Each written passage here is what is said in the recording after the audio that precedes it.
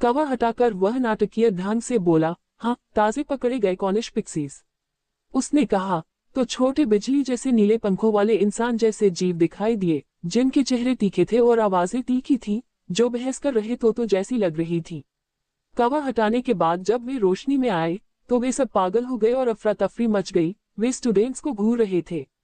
सीमस फिनिगन अपनी हंसी और नहीं रोक सका और लॉकहार्ट ने उसे पकड़ लिया। हाँ, उसने पूछा। हाँ, वे असल में बिल्कुल भी खतरनाक नहीं है ना? सीमस ने ये सोचकर पूछा कि यह सब एक मजाक है। इस बारे में इतना पक्का मत सोचो, लॉकहार्ट ने मुस्कुराते हुए कहा। ये शैतानी, चालाक और छोटे बदमाश हो सकते हैं। ठीक है, देखते हैं तुम इनका क्या करते हो। फिर उसने जोर से कहा, इससे पहले कि वह चिड़ियों का पिंजरा खोलकर चीजों को आजाद करने की गलती कर दे। तुरंत पिक्सी पिंजरे से बाहर निकल आई और क्लासरूम में अफरा तफरी मचाने लगी।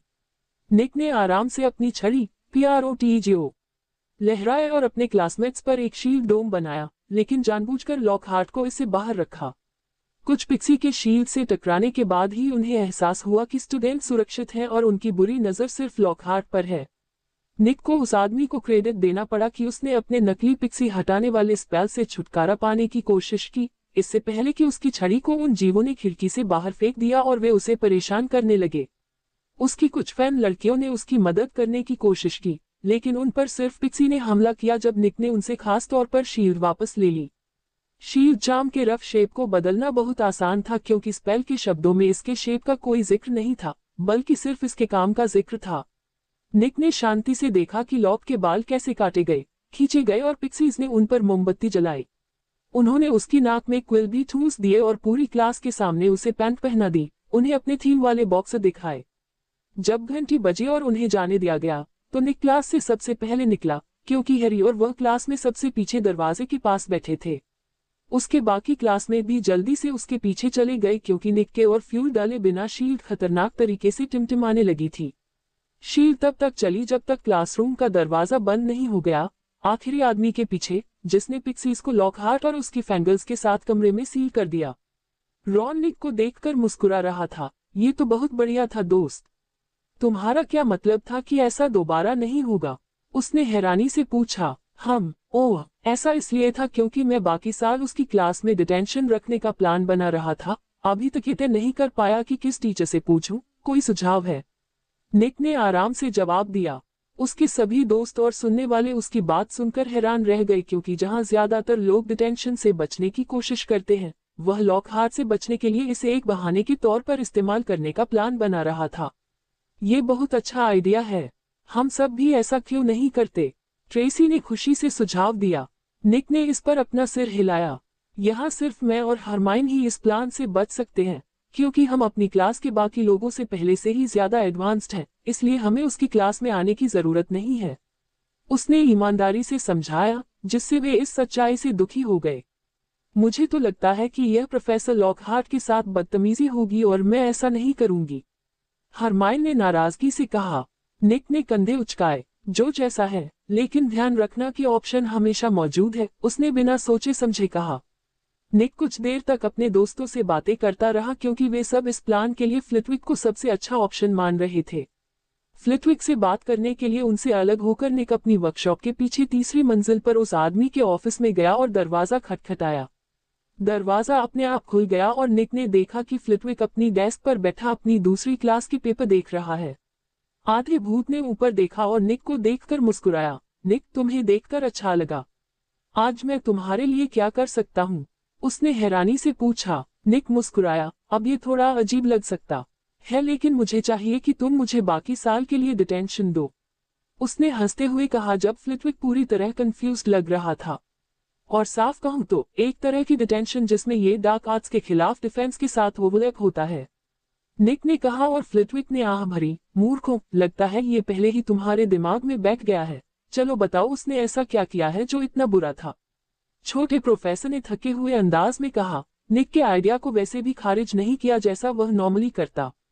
निक ने फ्लिटविक के सामने वाली कुर्सी पर बैठकर कहा, तो क्या मुझे लगता है कि सभी टीचर भी उस आदमी की बेवकूफी के बारे में जानते हैं? निक ने हैरानी से पूछा। छोटे कद के आदमी ने मजाक उड़ाया। बेशक हम जानते हैं कि वह आदमी इस पोस्ट के लिए कितना नाकाबिल है, हम में से ज्यादातर लोगों ने ही उसे पढ़ाया है। लेकिन इस मामले में हम लाचार हैं क्योंकि उस शापित श्राप ने ये पक्का कर दिया है कि हम किसी टीचर को 1 साल से ज्यादा उस पोस्ट पर नहीं रख सकते। इस वजह से जो लोग ये पोस्ट लेने को तैयार हैं, वे सच में बहुत कम हैं। उसने चिढ़कर कहा, अगर वह श्राप हटा दिया जाए और कोई सही कैंडिडेट मिल जाए, तो क्या लॉकहार्ट को नाकाबिलियत और स्टूडेंट्स को खतरे में डालने के लिए नौकरी से निकाला जा सकता है? निक ने अपने दिमाग में एक खतरनाक प्लान बनाते हुए पूछा। फ्लिटविक ने निक के सवाल को टाला नहीं, क्योंकि उसे बहुत पहले पता चल गया था कि पिछले साल उसके जादू के तरीके को देखने के बाद वह आम जादूगरों से बिल्कुल अलग स्पेक्ट्रम पर काम करता है। थ्योरी के हिसाब से उस बेवकूफ को अपने स्टूडेंट्स के साथ कुछ बहुत खतरनाक करना होगा, लेकिन हाँ, अगर मुमकिन होता तो मैं अल्बस को ऐसा करते हुए देख सकता था। फ्लिटविक ने ईमानदारी से जवाब दिया। निक ये सुनकर चेशाया की तरह मुस्कुराया और फ्लिटविक जान गया कि उस पागल लड़के के पास एक प्लान है। मुझे सस्पेंस में मत रखो यार, तुम्हारे दिमाग में अभी क्या चल रहा है? फ्लिटविक ने उत्सुकता से पूछा। ऐसा हुआ कि जब मैं अपने परिवार का अकाउंट संभालने के लिए ग्रिंगोट्स गया, तो मुझे फाउंडर्स के बारे में एक दिलचस्प राज पता चला। देखो, वे शायद महल का सारा कानूनी मालिकाना हक छोड़ने को तैयार थे, लेकिन उन्होंने अपने बच्चों के लिए महल पर किसी भी दूसरे स्टूडेंट से ज्यादा अधिकार रखने के लिए खून के निशान के तौर पर पिछले दरवाजे छोड़ दिए। स्कूल पर श्राप उसी का नतीजा है जिसका नाम सही नहीं होना चाहिए। निक ने पूछा और फ्लिटविक ने सिर हिलाकर सहमति जताई कि यह कहाँ जा रहा है। जैसा कि पता चला, उस आदमी का एक दावा यह था कि वह सालाज़ार स्लिथेरिन का वंशज था, जो अगर सच था तो वह एक ऐसा श्राप छोड़ने के लिए पूरी तरह तैयार था जिसे सिर्फ किसी दूसरे संस्थापक का वंशज ही हटा सकता था। मैं उस कैटेगरी में आसानी से फिट बैठता हूँ। निक ने बोलना खत्म किया और फ्लिटविक कान से कान तक मुस्कुरा रहा था। बहुत बढ़िया, सच में शानदार। तो आप हमें इस परेशान करने वाले श्राप से कब छुटकारा दिलाने का प्लान बना रहे हैं और मैं इसमें कैसे मदद कर सकता हूँ? आदमी ने उत्सुकता से पूछा। मेरे प्लान में लॉकहार्ट के बदलने का इंतजार करना था, फिर हेडमास्टर के साथ मिलकर श्राप को अलग करके मिटाना था, क्योंकि मैं सच में यह नहीं बता सकता कि वह कहाँ है, क्योंकि जब मैं पहली बार आया था तब वह वार्ड का हिस्सा था। हालांकि डम्बलडोर ने शायद खुद किए गए बदलावों को देखा होगा और इसलिए वह श्राप को अलग करने के बाद उसे हटाने के लिए खास तौर पर तैयार है। निक ने साफ तौर पर असहज होकर कहा कि उसे इस मामले में डम्बलडोर को भी शामिल करने की जरूरत है। मैं समझ सकता हूं कि अल्बस के लिए आपकी नापसंदगी क्या है, लेकिन मैं आपको यकीन दिलाता हूं कि उसके इरादे अच्छे थे। फ्लिटविक ने निक की अपने पुराने साथी के लिए दुश्मनी को कम करने की कोशिश करते हुए कहा। निक ने उस छोटे कद के आदमी की आंखों में सख्ती से देखा। मुझे उसके इरादे पता हैं, यही वजह है कि मैंने उसे उसके कामों की सजा मिलने के बाद ज्यादातर अकेला छोड़ दिया है, उसने गंभीरता से कहा और फ्लिटविक ने भी उस पर यकीन किया। लड़के ने दिखा दिया था कि अगर उसे धक्का दिया जाए तो वह बहुत अच्छे और बेइज्जती करने वाले तरीकों से हमला करने को तैयार रहता है। मतलबीपन को छोड़ दे तो उससे मिलना काफी आसान था और वह ज्यादातर समय मजाक करता रहता था। बस अब बहुत हो गया, चलो उस बेवकूफ के रिप्लेसमेंट के बारे में बात करते हैं जो शायद अभी भी उन कॉनिश पिक्सीज से परेशान हो रहा है जिन्हें उसने पहले क्लास में छोड़ा था। निक ने मुस्कुराते हुए कहा, जब उसने सोचा कि लॉकहार्ट के साथ कितना बुरा बर्ताव हो रहा होगा। फ्लिटविक ने हैरानी से पलकें झपकाईं, जैसे उसे यकीन ही नहीं हो रहा था कि उसने क्या सुना है। क्या तुम ठीक से समझा सकते हो कि तुम्हारा क्या मतलब है? उसने पूछा और निक अपनी पिछली क्लास की बातें बताने के साथ साथ यह भी बताने में बहुत खुश था कि वह लॉकहार्ट से कैसे निकला था। फ्लिटविक ये सोचकर काम गया कि पिक्सीज ने उस आदमी के साथ कितनी अजीब और भयानक चीजें की होंगी, सिर्फ इसलिए क्योंकि उसने निक को परेशान किया था। चार्म्स और ड्यूलिंग में माहिर होने के नाते फ्लिटविक को अच्छी तरह पता था कि निक ने जो शील्ड चार्म इस्तेमाल किया था, उसके पीछे लॉकहार्ट को रखना बस एक झटके से ज्यादा नहीं होता, लेकिन निक परेशान नहीं होना चाहता था। मुझे लगता है कि मैं लॉकहार्ट के बदले जाने तक तुम्हारे डिटेंशन आइडिया से सहमत हो सकता हूँ, लेकिन इस बातचीत को आगे बढ़ाने के लिए पहले इसे अल्बस के सामने लाना होगा। फ्लिटविक ने आह भरते हुए कहा और लॉकहार्ट को बचाने के लिए उठ खड़ा हुआ। निक ऑफिस से बहुत खुश होकर निकला क्योंकि उसने न सिर्फ लॉकहार्ट को जल्दी निकलवाने का इंतजाम किया था, बल्कि उससे पहले उस आदमी से बचने में भी कामयाब रहा था। मुझे शक है कि बूढ़ा आदमी उस श्राप से छुटकारा पाने का मौका नहीं छोड़ेगा। शायद इस बीच उसे वेयरवुल्फ पर कुछ रिसर्च करने की जरूरत पड़े। उसने पास की अपनी वर्कशॉप में जाने से पहले गंभीरता से सोचा। अंदर जाते ही उसने तुरंत जोर से गाली दी क्योंकि उसने अपने दोस्तों को अपने सामान के साथ बेतरतीब ढंग से छेड़छाड़ करते देखा। दरवाजा बंद होने के बाद तुम सब यहाँ अंदर कैसे आ गए? उसने कंफ्यूज होकर पूछा। यह कोई आम ताला भी नहीं था, बल्कि ऐसा बना था जिसे खोला न जा सके और जिसे खोलने पर कोई जादू न हो। हेलेना अजीब तरह से एक तरफ देख रही थी और फनेस के पीछे छिपने की कोशिश कर रही थी। लेकिन निक ने यह देखा और लंबे समय तक सहने वाले अंदाज में आह भरी, क्या तुम सबको पढ़ाई नहीं करनी चाहिए या कुछ ऐसा नहीं करना चाहिए जिससे तुम क्लास में अच्छा करो? उसने गुस्से में पूछा और लूना से एक रिंग मोल छीन लिया। पहले कुछ हफ्ते बस हमें चीजों की लय में वापस लाने के लिए ताकि हम ठीक रहें, आराम करें। ट्रेसी ने एक रिंग मैंड्रेल को अजीब तरह से देखते हुए कहा। मैं इसका प्लान बना रहा था, लेकिन फिर मुझे पता चला कि मेरे बहुत पहले गुजर चुके रिश्तेदार ने मेरे दोस्तों को मेरी अच्छी व्यवस्थित वर्कशॉप में आने दिया, जहां उन्होंने हर चीज के साथ छेड़छाड़ की। तुम्हें शायद याद भी नहीं होगा कि तुम्हें ये कहां से मिला है ना? निक ने गुस्से में पूछा। ट्रेसी ने मैंड्रेल को देखा और फिर इधर उधर देखा, फिर उसे अलग अलग चिमटों के पास रख दिया। बस हो गया, सबको सजा मिलेगी, परवरसा मुंडी। उसने एक बहुत भयानक इल्यूजन स्पेल डालते हुए कहा, जो किसी के भी सेंस को इस तरह घुमा देता है कि सिरदर्द पक्का हो जाता है, जैसे उंगलियों से चखना और शरीर के बालों से सुनना। सबसे अच्छी बात यह थी कि इसका असर हर उस इंसान पर बिल्कुल रैंडम था जिस पर इसका असर हुआ था, और यह कमरे में मौजूद हर किसी पर काम करता था, सिवाय जादूगर के। तुरंत ही उसके सभी दोस्त अपने नए और अजीब सेंस से घबरा गए। जब वे इससे निपट रहे थे तो उसने अपना सारा सामान फिर से जमाया जो उन्होंने खो दिया था। हालांकि उसे लूना पर किया गया जादू कैंसिल करना पड़ा क्योंकि उसकी नाक से खून बहने लगा था और वह अपने कान ढक रही थी। हॉगवर्ट्स जैसे जादू से भरे माहौल में जादू देखना शायद किसी पर इतना बुरा असर न करे, लेकिन इसे सुनना बिल्कुल अलग बात थी। ये दिमाग को ऐसी आवाजें समझने पर मजबूर करता है जो कुछ समझ में नहीं आती और दिमाग पर बहुत जल्दी ओवरलोड पड़ जाता है। निक को भी पिछले साल अपने जादुई सेंस के साथ ऐसी ही प्रॉब्लम से जूझना पड़ा था और इसलिए उसे पता था कि इससे कितना दर्द होता है। उम्मीद नहीं थी कि यह जादुई सेंस पर भी काम करेगा। अगली बार मुझे ये ध्यान में रखना होगा। उसने कंधे उचकाते हुए माना जब लूना अपने नॉर्मल सेंस पर वापस आ रही थी। मुझे वह स्पेल ज्यादा पसंद नहीं है, उसने साफ साफ कहा, जबकि उसने लूना को नाक से खून बहने के कारण उसके चेहरे पर लगे खून को साफ करने के लिए एक बदला हुआ नैपकिन दिया था। निक हंसा। ज्यादातर समय ये पूरी तरह से नुकसान न पहुंचाने वाला होता है, लेकिन थोड़ा कंफ्यूज करने वाला होता है। लोगों को ये सिखाने के लिए एकदम सही है कि वे आपकी चीजों को न छुएं। सीखना चाहते हो? उसने बड़ी मुस्कान के साथ पूछा। उसे कोई शक नहीं था कि लूना को जल्द ही अपने घर में बुलिंग का सामना करना पड़ेगा, जहां वह कुछ नहीं कर पाएगा, और यह स्पेल अपनी बात रखने के लिए बहुत अच्छा था। ठीक है, लूना खुशी से मान गई और निक उसे स्पेल करने के स्टेप्स और वैंड मूवमेंट्स बताने लगा। उसने कुछ देर प्रैक्टिस की, जबकि निक के दूसरे दोस्त आखिरकार अपने अजीब नए सेंस के साथ एडजस्ट होने लगे थे, इसलिए निक ने उन पर किया गया जादू कैंसिल कर दिया और उन्हें फिर से मुश्किल में पड़ते देखा। लगभग 5 मिनट बाद वे सब फिर से एडजस्ट हो गए थे और बात कर रहे थे कि यह उनमें से हर एक के लिए कितना बुरा था।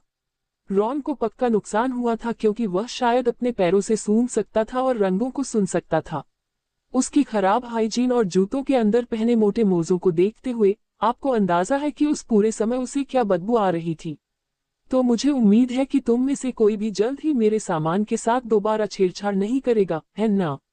निक ने पूछा और सबने सिर हिलाकर उसे खुश कर दिया। फिर उसने हेलेना की तरफ देखा। मैं तुम्हारा कुछ नहीं कर सकता, लेकिन इसकी आदत मत डालना वरना मैं उसे ठीक कर दूंगा। उसने सबको कुकीज देने से पहले चेतावनी दी, जैसे कुछ हुआ ही ना हो। उसके बाद उसके दोस्तों को ये बात काफी साफ हो गई कि निक को सच में ये पसंद नहीं है कि लोग बिना इजाजत के उसका सामान इधर उधर करें। उसका दिन अब तक बिल्कुल भी अच्छा नहीं जा रहा था। हैरी के साथ हुई थोड़ी सी बातचीत के अलावा सब कुछ गलत होता दिख रहा था। दूसरे किसी भी प्रोफेसर को उसकी साफ शान की तारीफ नहीं हुई और वे उसे नजरअंदाज करने की पूरी कोशिश कर रहे थे। ये बहुत ज्यादा था। फिर एक लड़का था निकोलस रेवेनक्लॉ, जो अपने आप में एक छोटा मोटा सेलिब्रिटी था। फिर भी वह लड़का न सिर्फ उसे वैसे नहीं मानता था जैसा उसे मानना चाहिए था, बल्कि उसने असल में अपने चाहने वाले स्टूडेंट्स के सामने एक बार नहीं बल्कि कुछ ही समय में 3 बार उसका मजाक उड़ाया। पहली घटना तब हुई जब उसने बड़ी मेहरबानी से उस अमर पक्षी को अपने हाथों से ले लिया, जबकि वह स्कूल में जानवरों को संभालने में सबसे माहिर था, लेकिन उस बेवकूफ जानवर ने उस पर हमला कर दिया था। फिर उस लड़के में इतनी हिम्मत थी कि उसने उसे, गिल्डरॉय लॉकहार्ट को, उसकी गलतियों के लिए जोर से डांटा, जैसे कि ज्ञान में कोई सेकंड ईयर का स्टूडेंट उससे आगे निकल सकता है। ये कहना भी अजीब था, लेकिन वो दरियादिल था और उसने सबको बता दिया कि वह बस लड़के का टेस्ट ले रहा था। फिर दूसरी बार ऐसा हुआ जब उसने अपने बहुत बड़े फैन स्टूडेंट से एक टेस्ट लिया ताकि ये देखा जा सके कि कितने लोग सच में उसके काम की काबिलियत को समझते हैं, लेकिन बाद में पता चला कि लड़के ने टेस्ट को बेकार समझकर नजरअंदाज कर दिया था। जब यह उसने लिखा था गिलरॉय लॉकहार्ट, तो ये बेकार कैसे हो सकता है। वो एक बड़ा नाम था और डाक आर्ट से बचाव के विषय का एक्सपर्ट था और उसके ज्ञान के लिए उसका आदर किया जाना चाहिए, और फिर भी लड़के ने उसे महत्वहीन समझा और उसे यह बताने की हिम्मत भी की कि उसका काम क्या है। अपने घर से पॉइंट्स न लेने से भी लड़के को कोई फर्क नहीं पड़ा, क्योंकि उसने मजाक में कहा कि ऐसा दोबारा नहीं होगा, और फिर भी 5 मिनट से ज्यादा नहीं हुई कि लड़के ने उसे फिर से बेइज्जत कर दिया।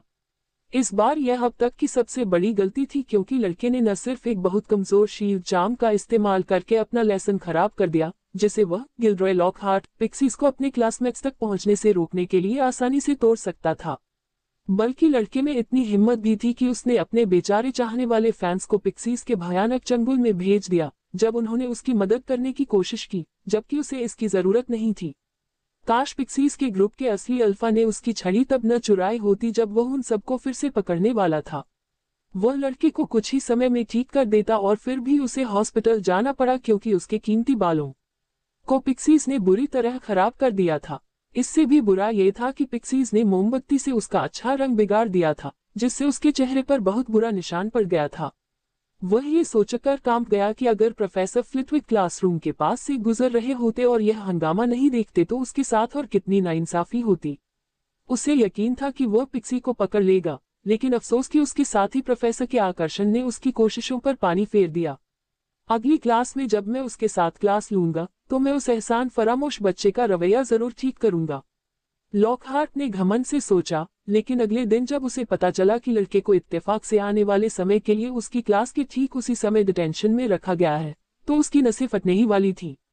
उसने डिटेंशन देने वाले को, जो इस मामले में प्रोफेसर फ्लिटविक थे, ये समझाने की कोशिश की कि लड़के ने जो कुछ भी किया है उसकी सजा उसे खुद पर डाल दे, लेकिन वह गिलरॉय लॉकहार्ट नाकाम रहा। मुझे लगता है कि मेरी क्लास मिस करना ही काफी सजा होनी चाहिए, उसने सोचा। फिर अपने विचारों को और जरूरी बातों पर ले गया, जैसे कि अपने दिव्य चेहरे पर इस भयानक निशान से कैसे छुटकारा पाया जाए।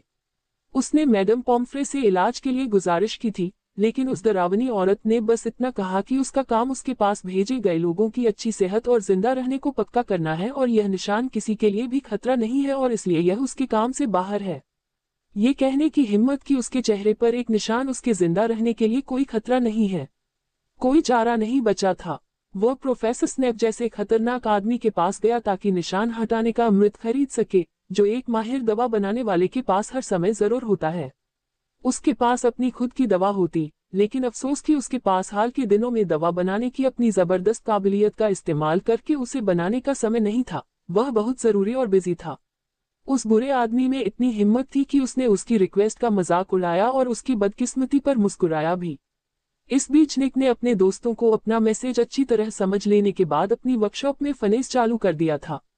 फनेस चालू करने के तुरंत बाद बिना किसी अपवाद के वे सभी चले गए, क्योंकि टेम्परेचर उनके लिए असहज लेवल तक बढ़ गया था। निक पर इस गर्मी का कोई असर नहीं हुआ और उसने फनेस के गर्म होने का इंतजार किया।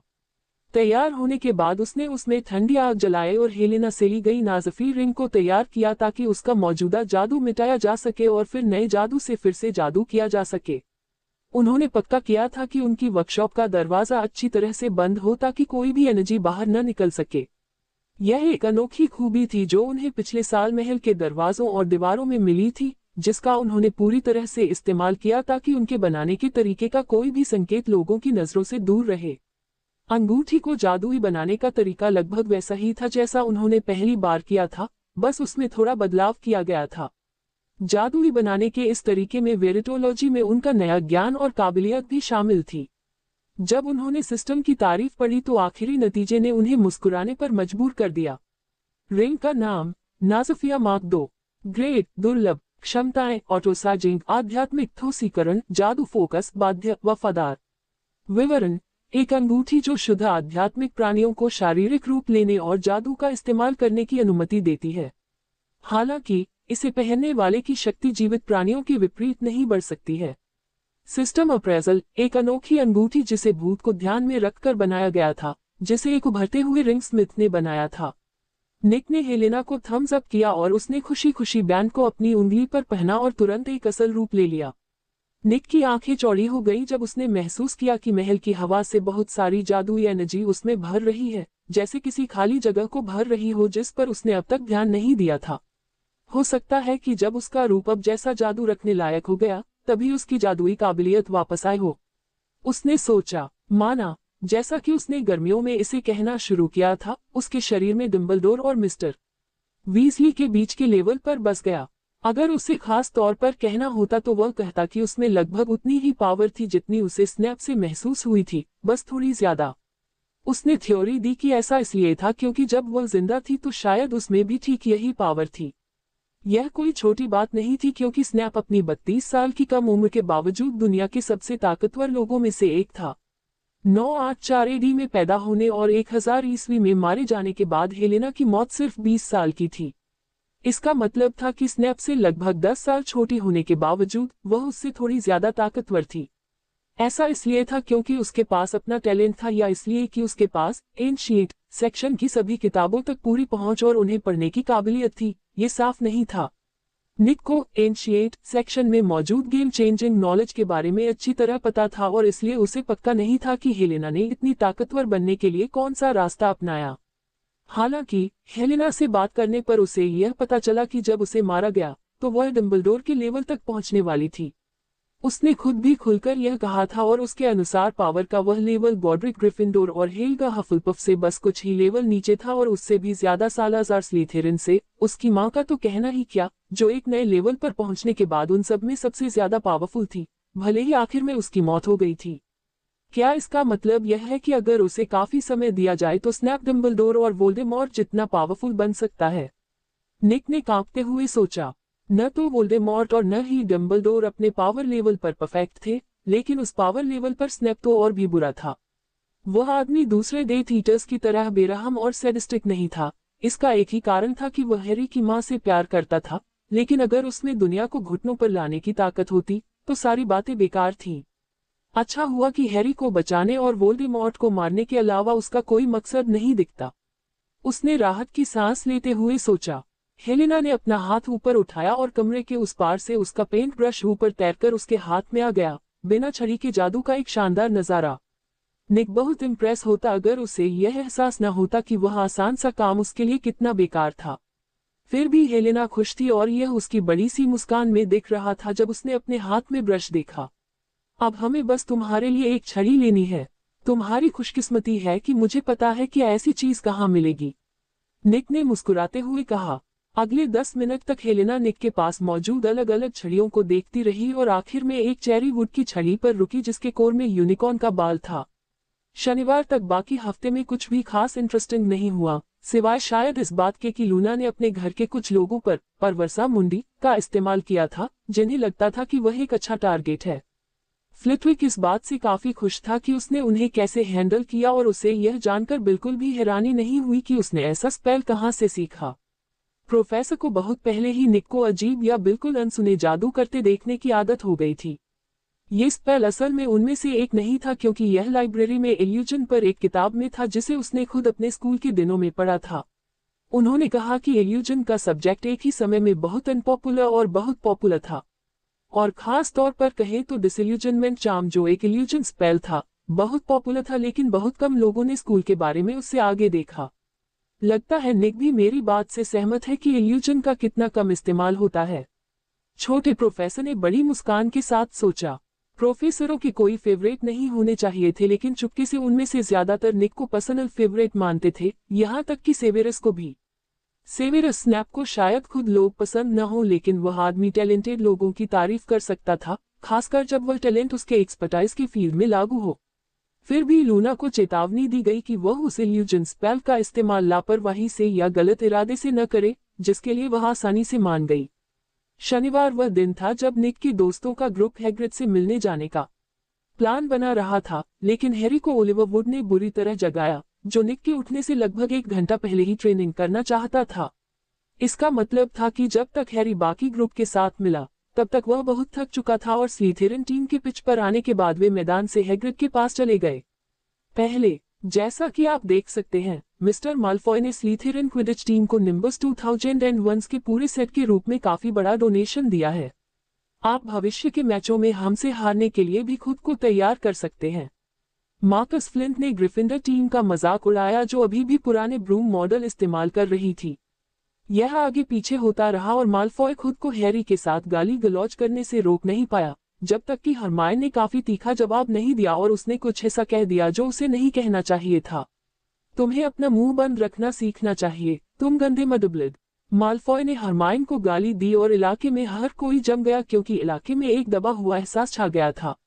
निक के चेहरे पर कोई इमोशन नहीं था जब उसने अपनी छड़ी निकाली और धीरे से अपने पैरों के पास जमीन पर थपथपाया। तुरंत ही माल्फॉय और उसके ग्रुप के पैरों के नीचे की जमीन एक बड़े गुर्राते हुए शेर के चेहरे में बदल गई जिसने उन्हें पूरा निगल लिया। फिर चेहरा जमीन में धंस गया और अपनी जगह मुट्ठी जितना छेद छोड़कर गायब हो गया। दबा हुआ एहसास गायब हो गया और हर कोई तुरंत निक की ओर मुड़ा जो आराम से खड़ा हुआ और अपनी छड़ी वापस उसके होल्स्टर में रख दी। वे मरे नहीं हैं, न ही मर रहे हैं, बस उस लगभग 50 फीट गहरे छेद के नीचे एक पॉकेट में फंसे हुए हैं। इससे उन्हें अपने मुंह पर काबू रखना सीखना चाहिए। उसने हैग्रिड की झोपड़ी की ओर शांति से चलते हुए कहा, जैसे कुछ हुआ ही न हो। वाह निक, मैंने सोचा भी नहीं था कि तुम ऐसे रिएक्ट करोगे, तुम तो आमतौर पर बहुत शांत रहते हो। रॉन ने हैरानी से कहा। बाकी सब उससे सहमत थे क्योंकि निक इससे पहले सिर्फ एक बार ही इतना डरावना लगा था और वह तब था जब डम्बलडोर ने अपना स्टंट किया था। लेकिन इस बार निक ने जो प्रेशर छोड़ा वह बहुत ज्यादा था। माल्फॉय ने एक लाइन पार कर दी और उसे याद दिलाने की जरूरत थी कि वह अछूत नहीं है। मैं बेइज्जती सह सकता हूं और मैं तुम सबकी बेइज्जती सह सकता हूं क्योंकि तुम अपने लिए खड़े हो सकते हो, लेकिन मैं क्या बर्दाश्त करूंगा, इसकी एक लिमिट है।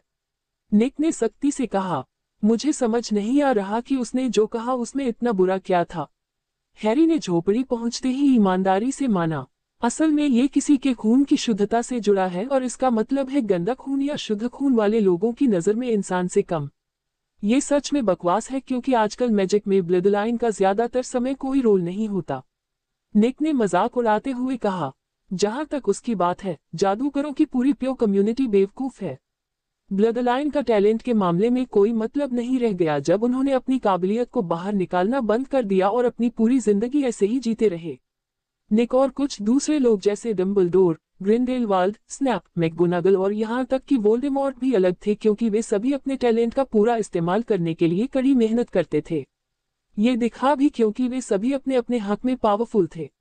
निक ये नहीं कहने वाला था कि उसकी ज्यादातर कामयाबियां उसके खानदान की वजह से नहीं थी, क्योंकि यह झूठ होगा, लेकिन वह ये भी जानता था कि उसके पास जो कुछ भी था उसका पूरा इस्तेमाल करने के लिए उसने काफी मेहनत की थी। सभी भाषाएं बोलने का उसका हुनर ही उसकी जादुई समझ के बाद दूसरी सबसे ज्यादा इस्तेमाल होने वाली काबिलियत साबित हुआ था, जो हमेशा एक्टिव रहती थी। इससे उसे पूरी रूनिक भाषा का एक्सेस मिल गया था और लाइब्रेरी की सभी किताबें बिना किसी भाषा के पढ़ने की उसकी काबिलियत का तो कहना ही क्या। उसने हाल ही में अपनी काबिलियत को और बढ़ाना भी शुरू कर दिया था, जैसे भाषाएं लिखना और ये बताना कि वह दूसरी भाषा कब बोलता है। दूसरी तरफ उसके जादुई सेंस ने उसे हर तरह के जादू के अंदरूनी कामकाज की गहरी समझ दी। पिछले हफ्ते ही उसने हर दिन कम से कम 1 घंटा अपनी बिजली और आग को कंट्रोल करने की काबिलियत की प्रैक्टिस करने में लगाया, जो आपकी उम्मीद से कहीं ज्यादा मुश्किल था। उसके कपड़ों के नीचे उसकी बाहों पर इतने छाले और जलन के निशान थे कि उसके किसी भी दोस्त को पता नहीं था। सच कहूं तो ऐसा लग रहा था कि किसी ने उसे टॉर्चर करने की कोशिश की थी। ये कितना बुरा था। डस्क की चोट का इलाज करने के बाद वह हर दिन उन पर हीलिंग बाम लगाता था, जिससे पक्षियों को बहुत परेशानी होती थी। समस्या निक के लिए एलिमेंट्स को मैनिफेस्ट करने में नहीं थी, बल्कि उन्हें कंट्रोल करने में थी। एक शक्तिशाली लेकिन अनकंट्रोल्ड अटैक करना भी आसान था, भले ही इससे उसके माना रिजर्व बहुत ज्यादा खत्म हो रहे थे। उसकी समस्या वही थी जो उसे गर्मियों में वैन कोर को स्प्लिट करते समय पता चली थी। स्पेल कास्टिंग करते समय अपने मैजिकल आउटपुट पर उसका बहुत बुरा कंट्रोल था। वह एक टॉडलर की तरह था जो सिर्फ एक ही दिशा में नल चालू करना जानता था। जैसा दिख रहा था, उसके उलट वह हर मुमकिन सिचुएशन में अपनी बात मनवा नहीं पा रहा था, क्योंकि वह बस ज्यादा प्रोग्रेस नहीं कर रहा था। यह उसकी स्किल से ज्यादा तेजी से बहुत ज्यादा पावर पाने का नतीजा था। यही वजह थी कि उसने अपनी स्किल को अपने मैजिकल रिजर्व के बराबर बढ़ाने का अपना प्लान बदल दिया था।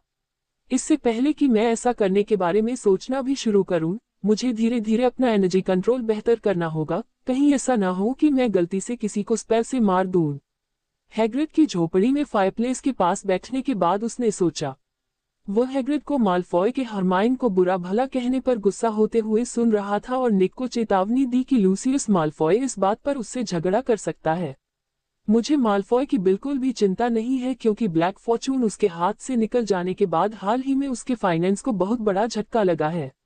मुझे नाराज करना सीरियस को नाराज करने जैसा ही है और वह अभी इसका जोखिम नहीं उठा सकता। निक ने मुस्कुराते हुए कहा। इसके अलावा मैंने जानबूझकर स्लीथेरिन टीम के कुछ सदस्यों को एक टीचर को लाने के लिए फ्री छोड़ दिया ताकि वे दूसरों को जमीन से खोद सकें। उसने कंधे उचकाते हुए कहा। स्नैप बहुत दुखी था जब उसके घर की क्विडिच टीम के कुछ सदस्यों ने उसे एक खोई हुई रेसिपी बनाने के नाजुक प्रोसेस के दौरान टोका, जो उसे पिछले साल क्रिसमस पर तोहफे में मिली थी, जिसका मकसद दिमाग साफ करना था। इस रुकावट ने इस खास ड्रिंक को खराब कर दिया क्योंकि उसने अचानक ध्यान भटकने से उसमें बहुत ज्यादा पिसी हुई डैंडेलियन डाल दी थी। अगर वह सिर्फ उसी पर ध्यान दे पाता तो वह जरूर पोषण बचा सकता था, लेकिन बदकिस्मती से स्टूडेंट्स के खुद समझाने के बाद ऐसा मुमकिन नहीं हो पाया। वह अपने घर के दूसरे सदस्यों को दफनाने के लिए इस्तेमाल किए गए ट्रांसफिग्रेशन की ताकत से लगभग इम्प्रेस हो गया था। लेकिन जो बात उसे सच में परेशान कर रही थी, वह थी इस्तेमाल किए गए ट्रांसफिग्रेशन के पीछे के 3 मतलब। पहला था वह बड़ा शेर का सिर जिसने उन्हें निगल लिया था, जो साफ तौर पर पूरे ग्रिफिंडोर की तरफ से एक चेतावनी थी। दूसरा था वह दबाने वाली भावना जिसके बारे में स्टूडेंट्स ने बताया था, जिससे वह बहुत वाकिफ था। यह एक ऐसे जादूगर से आई थी जो खुद से ज्यादा ताकतवर था, क्योंकि डार्क लॉर्ड वोल्डेमॉर्ट ने अपनी बड़ाई दिखाने के लिए उस काबिलियत का खुलेआम दिखावा किया था। लेकिन आखिरी हिस्सा यह था कि उन्हें जमीन के नीचे एक छोटे से सांस लेने के छेद के साथ छोड़ने की धमकी दी गई थी। निक ने असल में बस इतना कहा था कि वह उनमें से हर एक को मार सकता है, जबकि वे उसे रोकने में लाचार थे। स्नैप को यह देखकर बहुत खुशी हुई कि इतना टैलेंटेड इंसान डंबलडोर, ग्रिंडेलवाल्ड और वोल्डेमॉर्ट जैसा अगला आर्कमेज बनने के संकेत दे रहा है, जिसमें पहले 2 के गुण थे। लड़के ने खुद को डंबलडोर की तरह गुस्सा करने में धीमा लेकिन जरूरत पड़ने पर ग्रिंडेलवाल्ड की तरह डरावना और खतरनाक दिखाया था। कुल मिलाकर निक के बारे में स्नैप की राय एक कदम और ऊपर उठ गई क्योंकि उसमें वे सभी गुण थे जो स्नैप को उम्मीद थी कि एक ताकतवर इंसान में होने चाहिए। असल में क्या हुआ था, ये जानने के बाद स्नैप ने ग्रिफिंडोर और स्लीथेरिन दोनों के पॉइंट्स काट लिए क्योंकि वे दोनों गलत थे, लेकिन इसके अलावा किसी को सजा नहीं मिली थी। हालांकि जो लोग अंडरग्राउंड में फंसे हुए थे, वे अब निक के दोस्तों को नाराज करने से ज्यादा डरते थे और उनसे दूर रहते थे। दूसरी ओर मालफॉय ने इस खबर के फैलने के बाद अपने घर में काफी पॉलिटिकल पकड़ खो दी थी। वह कोई अलग थलग नहीं था, लेकिन अब उसके गुर्गों क्रबे और गोयल के अलावा कोई भी उसके पास नहीं आता था। दूसरी तरफ डैफनी और ट्रेसी दोनों को अपने घर में काफी पकड़ मिल गई थी क्योंकि वे निक से जुड़ी हुई थी। हैग्रिड से मिलने के बाद निक और उसके दोस्त उसकी वर्कशॉप में रुके, लेकिन इस बार उन्होंने कुछ भी नहीं छुआ। उनमें से ज्यादातर बातें कर रहे थे या विजार्ड चेस खेल रहे थे, जबकि निक इस बीच एक वाइस में सिल्वर बैंड रिंग पकड़े हुए था और उसके हाथ में एक एनिग्रेवर था। वह वाइस पर झुका हुआ था और उसकी बाईं आंख पर एक ज्वेलर का मोनोकल था। तुम वहां क्या कर रहे हो? ट्रेसी ने उत्सुकता से पूछा, लेकिन निक ने जवाब देते समय ऊपर नहीं देखा। मैं इस रिंग को रून्स से एन्चेंट कर रहा हूं ये देखने के लिए कि क्या मैं एन्चेंट करने के अपने अनोखे तरीके को नॉर्मल तरीके के साथ मिला सकता हूं। उसने पानी के लिए फुथार्क शब्द को उकेरते हुए कहा। अगर तुम कामयाब हो गए तो क्या होगा? लूना ने स्टीव को गोद में उठाते हुए हैरानी से पूछा।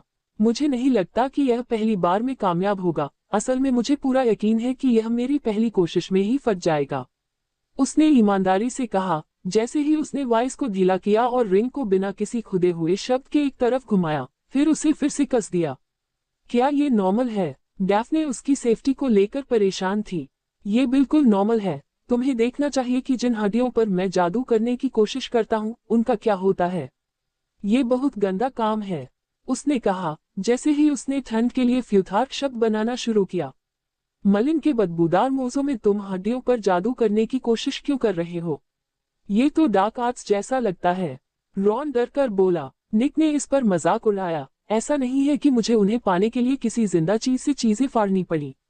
वे तो बस सांप के नुकीले दांतों जैसी चीजें हैं जिनका इस्तेमाल हम पोषण में करते हैं या ड्रैगनहाइट विजार्ड दस्ताने बनाने के लिए करते हैं। वे अपने आप में डार्क नहीं हैं, बल्कि अच्छी चीजों की तरह ही डार्क चीजों के लिए इस्तेमाल की जा सकती हैं। उसने रॉन को आसानी से समझा दिया। मान लो कि यह बात समझ में आ रही है, लेकिन अगर तुम पहले से ही इतनी बढ़िया चीजें बना सकते हो तो तुम्हें उन्हें एन्चेंट करने में दिक्कत क्यों हो रही है? रॉन ने कंफ्यूज होकर कहा और बाकी सब भी क्यूरियस थे। मेटल एक मरी हुई चीज है और इसलिए उसकी कोई पैदाइशी पसंद नहीं होती कि वह किस तरह का एन्चेंटमेंट एक्सेप्ट करेगा। लेकिन स्किन, हड्डी और लकड़ी जैसे ऑर्गेनिक मटेरियल जिंदा चीजों से आए हैं और इसलिए वे बिल्कुल उल्टे हैं, क्योंकि उनकी अपनी पसंद होती है। मेरे एन्चेंटमेंट मेथड में मैं जो एन्चेंटमेंट चुनता हूँ उसे पूरे मटेरियल में डाल देता हूँ, इसलिए अगर मटेरियल खुद उसे रिजेक्ट कर दे तो धमाका। निक ने आह भरते हुए समझाया। ये सुनकर निक के सभी दोस्त हैरानी से अपनी छड़ी को देखने लगे क्योंकि उन्हें पता नहीं था कि लकड़ी की भी अपनी पसंद होती है। लेकिन फिर आप कैसे पता लगाते हैं कि उस चीज को क्या पसंद है? हैरी ने हैरानी से पूछा कि क्या उसकी छड़ी उसे कुछ खास सब्जेक्ट्स में मदद करेगी। सच कहूं तो मुझे कोई आइडिया नहीं है। मैं खुद पिछले साल से यह समझने की कोशिश कर रहा हूं लेकिन मुझे कोई फायदा नहीं हुआ। निक ने ईमानदारी से और थोड़ी बेबसी से कहा। क्या? ट्रेसी इस पर हैरान होकर बोली। मुझे खुशी है कि तुम्हें लगता है कि मैं सब कुछ आसानी से सीख जाती हूँ, लेकिन सच में ऐसा नहीं है। निक ने मजाक किया और लूना खिलखिला उठी। असल बात यह है कि सच कहूं तो मेरे पास इस बात का कोई रेफरेंस नहीं है कि मैं किस चीज पर रिसर्च कर रही हूं और इसलिए मुझे कोई आइडिया नहीं है कि असल में कहां से शुरू करूं। सीधे शब्दों में कहूं तो मैं प्रॉब्लम पर तब तक आइडिया डाल रही हूं जब तक उनमें से कोई एक काम ना आ जाए, जो जैसा कि तुम अंदाजा लगा सकते हो उतना अच्छा नहीं होने वाला है। उसने कहा, जैसे ही उसने रून वर्ड खत्म किया और रिंग को फिर से पलटकर उस पर फुथार्क में आइस वर्ड लिख दिया। ये सेट का आखिरी शब्द भी था जो एक्टिवेशन के बाद रिंग से बर्फ का एक झोंका बनाएगा। तो फिर फ्लिटविक से मदद क्यों नहीं मांगते? लूना ने उत्सुकता से पूछा। निक ने आह भरी। मैंने मांगी थी लेकिन वह भी मेरी तरह ही लाचार है क्योंकि जहां तक इतिहास का सवाल है, किसी ने इस टॉपिक पर रिसर्च नहीं की है, इसलिए मुझे शुरू से शुरू करना होगा। हालांकि एन्चेंटिंग में उसकी एक्सपर्टीज उसे उन आइडियाज पर तेजी से काम करने में बहुत कीमती बनाती है जिनके बारे में मैंने सोचा भी नहीं था। उसने ईमानदारी से समझाया। आखिर में उसने रिंग पर एन्चेंटमेंट पूरा किया और उसे अपनी पॉइंटर फिंगर पर लगाकर उसने रिंग पर एन्चेंटमेंट को एक्टिवेट कर दिया, जिससे पुराने ड्यूलिंग स्टोरेज रूम से उधार लिए गए लकड़ी के टारगेट पर बर्फ का एक झोंका आया। टारगेट जम गया क्योंकि उसके पूरे शरीर पर बर्फ की एक पतली परत बन गई और निक ने इस असर से खुश होकर सिर हिलाया। बधाई हो, ये फटा नहीं, लूना ने मुस्कुराते हुए कहा। निक हंसा और उसके सिर पर थपथपाया। ऐसा इसलिए है क्योंकि मैंने अभी तक अपने तरीके से इस पर जादू नहीं किया है। वैसे भी तुम सबको बाहर इंतजार करना होगा जब तक मैं इसे खत्म न कर दूं। उसने दरवाजे की ओर इशारा करते हुए कहा और उन सबसे इस बारे में शिकायत करवाई। लूना ने सोचा कि वह एक चाल चल सकती है और पपी डॉग जैसी आंखों का इस्तेमाल करके उसे रुकने के लिए मना सकती है, लेकिन वह नाकाम रही। निक ने बस उसे उठाया और दरवाजा बंद करके लॉक करने से पहले अपने बाकी दोस्तों के साथ दरवाजे के बाहर छोड़ दिया। एक एक्स्ट्रा उपाय के तौर पर उसने दरवाजे के इस तरफ एक बड़े पत्थर को भी बदल दिया ताकि अगर वे किसी तरह लॉक खोल भी ले तो भी वह हिल न सके। वह हरमाइन और उसकी देखी हुई चीजों की बहुत अच्छी याददाश्त के खिलाफ ये रिस्क नहीं लेने वाला था। फोटो वाली यादें शायद बिना सच्चाई के असली चीज न हो, लेकिन निक के टेस्ट के हिसाब से उसकी यादें बहुत करीब थीं। अपनी चाबी देखने के बाद उसे शक हुआ कि उसके लिए नकली वर्शन को बदलना मुश्किल होगा। जब उसे यकीन हो गया कि वे उस पर जासूसी नहीं करेंगे, तो उसने अपनी उंगली से बर्फ की अंगूठी उतारकर निहाई पर रख दी। फिर उसने अपना हथौड़ा उठाया जिसे उसने लूना को एक से ज्यादा बार घूरते हुए देखा था और काम पर लग गया। दरवाजे के बाहर पूरे ग्रुप ने दरवाजे पर कान लगाए हुए थे ताकि कोई जानकारी मिल सके। ऐसा ज्यादातर इसलिए था क्योंकि जैसा निक को उम्मीद थी, हरमाइन ने पहले ही नकली चाबी से दरवाजा खोल दिया था। लड़की भले ही शरीफ और ठीक ठाक दिखती हो, लेकिन जानकारी पाने के लिए वह काफी बेशर्म हो सकती है। जब ये साफ हो गया कि निक को उनकी बकवास समझ आ गई है, तो उन्होंने जासूसी का यह नया तरीका अपनाया। फ्लिटविक अपने ऑफिस से बाहर निकला और एक पल के लिए स्तब्ध रह गया जब उसने देखा कि लोगों का एक बड़ा ग्रुप दरवाजे पर कान लगाए हुए है। उसे जल्दी से समझ आ गया कि क्या हो रहा है और वह हंसा, जिससे ग्रुप घबराकर भागने लगा। मैं अपने स्टूडेंट्स की जिज्ञासा की जितनी तारीफ करता हूँ, शायद यह अच्छा ही होगा कि तुम उसके जादू के तरीके के बारे में ज्यादा न जानो। उसने मजाक में कहा, लेकिन हम तो बस बहुत क्यूरियस हैं। जब तुमने ये देखा है तो क्या तुम हमें कुछ नहीं बता सकते?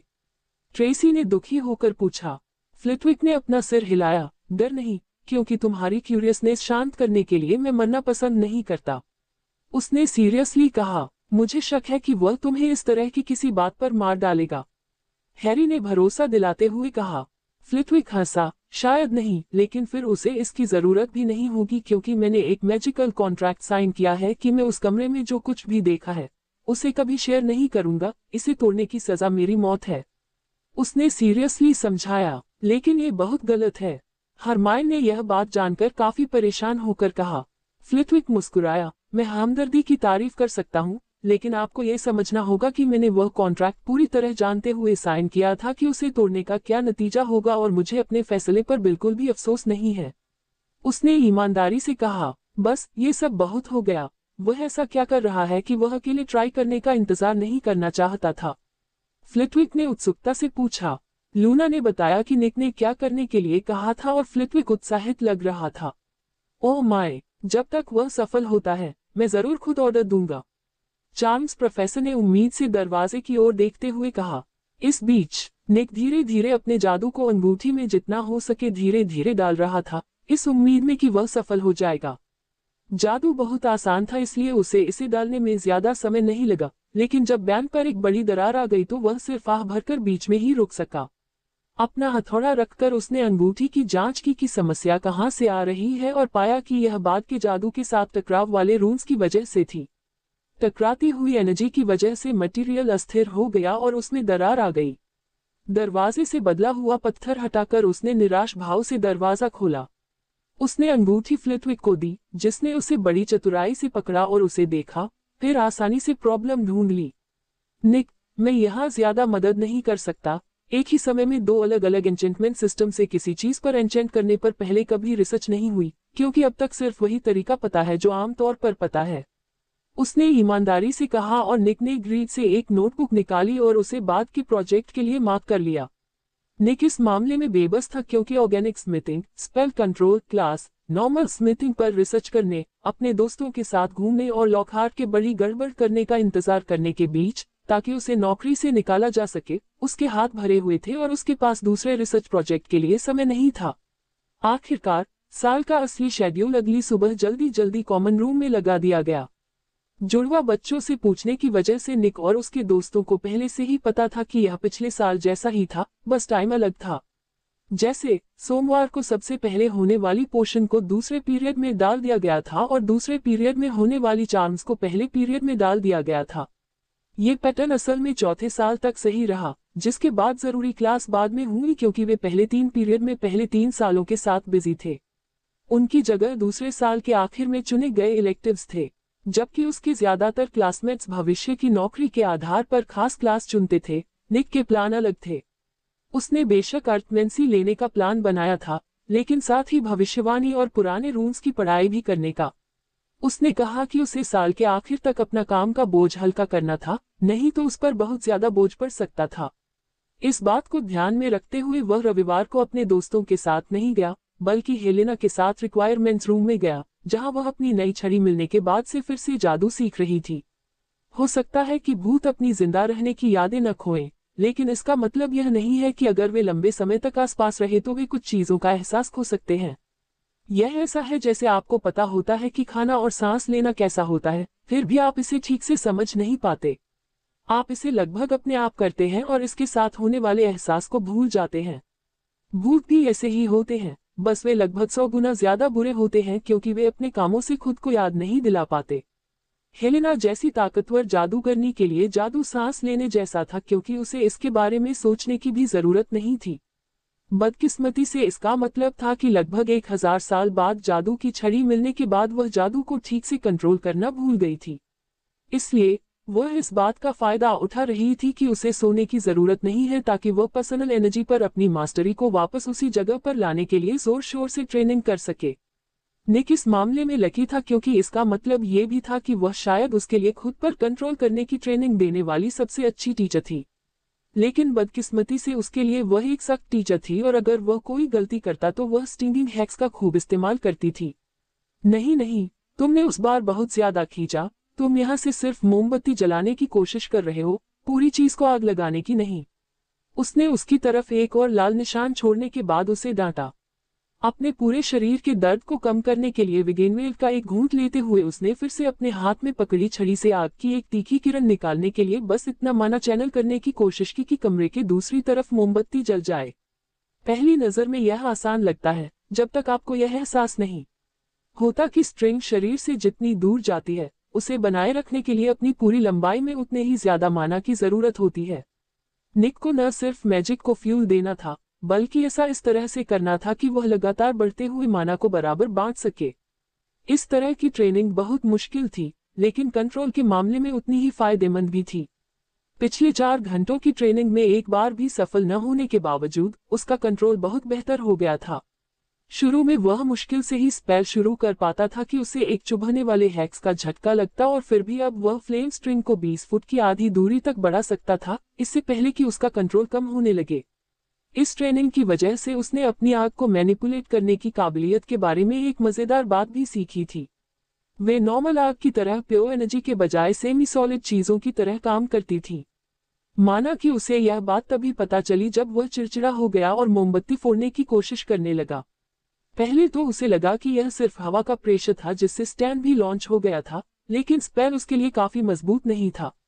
मंत्र दोहराने और उसे मोमबत्ती और स्टैंड के सामने रोकने के बाद ही उसे पक्का पता चला कि हवा का प्रेशर स्टैंड को मुश्किल से थोड़ा हिला पा रहा था। लॉ को हल्के से इस्तेमाल करने के बाद ही उसे पता चला कि आग सेमी सॉलिड थी। अगर वह उस पर काफी फोकस करता तो वह आग वाली चीजों को भी पकड़कर उठा सकता था, हालांकि वे अभी भी जल रही थी। वह सिर्फ सोच सकता था कि आग से बने हाथ से पकड़े जाने पर कैसा डर लगता होगा। उसके बाद सब कुछ ठीक चल रहा था, क्योंकि अगले हफ्ते वह क्लास में गया और पूरे साल के कोर्स की अपनी जानकारी से खुद को अच्छा दिखाया। जैसे कि फ्लिटविक की क्लास में उन्हें डांसिंग फीट स्पेल टारेंटालेग्रा सिखाया जा रहा था। यह एक आसान स्पेल था जिससे जिस चीज या इंसान पर यह असर करता था, वह अपने निचले हिस्से, खासकर पैर, ऐसे रैंडम तरीके से हिलाता था जैसे नाच रहा हो।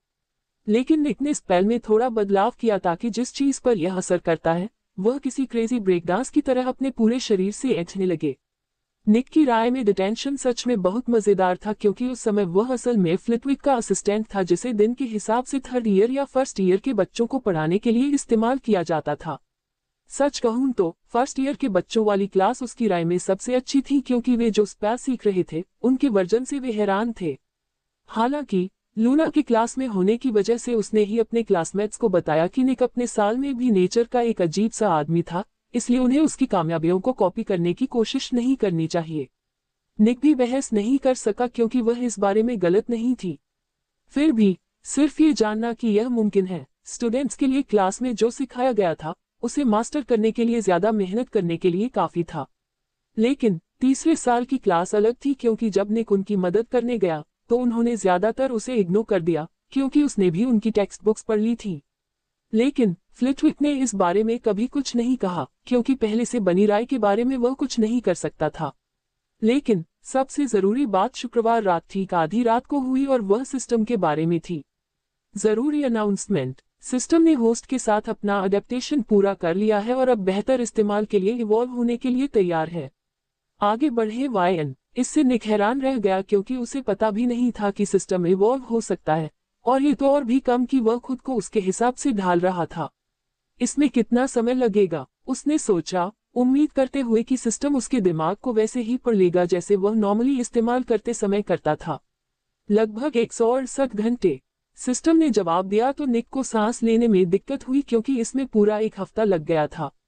ठीक है, करो, मुझे बस उम्मीद है कि यह इसके लायक होगा, उसने आखिरकार सोचा, और उसे सिस्टम से एक आखिरी मैसेज मिला, अफर्मेटिव, इवोल्यूशन शुरू हो रहा है। निक के लिए यह एक अजीब एहसास था, क्योंकि वह अपनी आत्मा के एक हिस्से को महसूस कर सकता था जिसके बारे में उसे पहले पता नहीं था, गर्म हो रहा था, अच्छे शब्दों की कमी के कारण। इसकी यूनिवर्स हॉपिंग कैपेबिलिटीज को देखते हुए कोई सोचेगा कि यह उसका एक बहुत बड़ा हिस्सा होगा, लेकिन यह असल में बहुत छोटा था, उसके शरीर पर एक बाल जैसा, थोड़ा छोटा। मुझे हैरानी होती है कि इसे किसने बनाया। उसने करवट लेकर सोने की कोशिश करने से पहले सोचा, वह फेल हो गया, क्योंकि उसका दिमाग बस शांत नहीं हो रहा था। जब सूरज की पहली किरणें दुनिया के किनारे पर चढ़ने लगी, तो वह बस आह भर सका और डॉम से निकलने से पहले कपड़े पहन सका। अपने एल्विन शरीर की वजह से उसे रोज सोने की जरूरत नहीं थी, लेकिन फिर भी आदत की वजह से वह सोता था, इसलिए पिछली रात ज्यादा न सोने के बावजूद वह थका हुआ नहीं था। कॉमन रूम से बाहर निकलकर वह आराम से चलती सीढ़ियों से नीचे उतरा और उन अलग अलग पेंटिंग्स को देखा जिनसे वह पिछले साल मिला था। क्योंकि ज्यादातर महल अभी भी सो रहा था, इसलिए निक के चलते समय काफी शांति थी। जल्द ही वह महल से बाहर निकला और अपने चेहरे पर सूरज की हल्की गर्मी महसूस की और मुस्कुराया। फिर आंगन से बाहर निकलकर काली झील की ओर चला गया जो अपने गहरे हरे रंग में चमक रही थी। ग्रिड से अपनी झाड़ू निकालकर उसने अपने कपड़ों को वेटसूट में बदल दिया और झाड़ू पर चढ़कर आसमान में उड़ गया। इस समय उसे इस बात की कोई परवाह नहीं थी कि उसकी उड़ने की काबिलियत स्टूडेंट लोगों के सामने आ रही है या नहीं, क्योंकि मैडम हुच और बाकी स्टाफ को शायद पहले से ही पता था। असली परेशानी शायद उसके घर वाले हो सकते थे जो उसे क्विडिच टीम में शामिल होने के लिए परेशान करने की कोशिश कर सकते थे। ये सोचकर उसने काली झील के ऊपर उड़ने और झाड़ू को फिर से ग्रिड में रखने से पहले थोड़ी एरियल स्ट्रेचिंग की। झाड़ू के बिना निक सीधे झील के बीच में गिर गया। नमकीन पानी ने पहले उसकी आंखों में थोड़ी जलन पैदा की, लेकिन उसे जल्दी ही इसकी आदत हो गई और अपनी नाइट विजन और पावरफुल एल्विश नजर की वजह से वह अब भी ठीक ठाक देख सकता था। अपनी नाक और मुंह के चारों ओर ऑक्सीजन का एक घेरा बनाकर निक अपने नीचे मरमेड शहर की ओर कूदा। हालांकि जलपरियों का बसेरा कोई सीक्रेट बात नहीं थी, लेकिन सच में बहुत कम जादूगरों को इसके बड़े साइज के बारे में पता था। निक को ऊपर से देखने पर ही पता चल गया था कि यह इसके सेंटर में त्रिशूल लिए हुए स्टैच्यू से हर तरफ कम से कम 2 मील तक फैला हुआ है। इसके रहने वाले किसी भी तरह से सुंदर नहीं थे। उनकी कमर के नीचे मछली की पूंछ और उनके इंसानों जैसे हिस्सों पर हल्की नीली स्किन थी। उनमें से हर एक का चेहरा इंसानों से ज्यादा मछली जैसा था। उनकी आंखें बड़ी बड़ी और चेहरे बाहर निकले हुए थे। उनके धड़ के किनारों पर 6 छेद थे जो एक साथ खुलते और बंद होते थे। इनमें से कई जलपरियों ने उसे झील में छपाक से कूदते हुए सुना था, लेकिन अब तक उसे नजरअंदाज किया था। लेकिन जैसे ही वह नीचे उतरा, वे छिपने लगी। जलपरियां ताकत के मामले में काफी कमजोर होती हैं और इस वजह से जादूगरों ने उन्हें सालों तक बुरी तरह परेशान किया और अब वे डरपोक बन गई हैं। बाहरी आदमी रुको। बगल से एक तीखी आवाज आए और निक ने मुड़कर बोलने वाले की तरफ देखा। यह एक जलपरी थी जिसके छोटे हरे बाल थे और दाहिनी आंख के नीचे निशान था। वह पत्थर का भाला और समुद्री रस्सी का चाबुक चला रहा था। समुद्री रस्सी एक अजीब तरह की बुनी हुई केल्प होती है जो काफी मजबूत होती थी और मरफोक की जादू की वजह से बिना किसी दिक्कत के पानी को काट देती थी। निक ने मरमैन को देखकर बस मुस्कुराया। मेरा तुम्हारे लोगों को कोई नुकसान नहीं पहुंचाने का इरादा है, उसने शांति से कहा जब उसे लगा कि उसकी भाषा की काबिलियत काम करने लगी है। साफ है कि मरफोक की भाषा में उसकी धारा प्रवाह बोली ने मरमैन को एक पल के लिए चौंका दिया। तो फिर तुम इस्बा में घुसने की कोशिश क्यों कर रहे हो? मरमैन होश में आया और अब नीचे किए गए भाले से पूछा। मैं तुम्हारे लोगों के कल्चर और कारीगरी के बारे में जानने को उत्सुक था और मुझे लगा कि तुम्हारा ध्यान खींचने का ये सबसे तेज तरीका होगा, निक ने ईमानदारी से कहा। सिस्टम बेकार होने की वजह से निक इससे जुड़ा कुछ भी नहीं करना चाहता था और इसलिए उसने सोचा कि वह इस तरह की छोटी मोटी जिज्ञासाओं पर ध्यान देगा। मरमैन ने निक को धोखे या चालबाजी के किसी भी निशान को देखने के लिए घूरा, लेकिन उसे कुछ नहीं मिला क्योंकि निक ने अपनी छड़ी भी होल्स्टर में रखी हुई थी।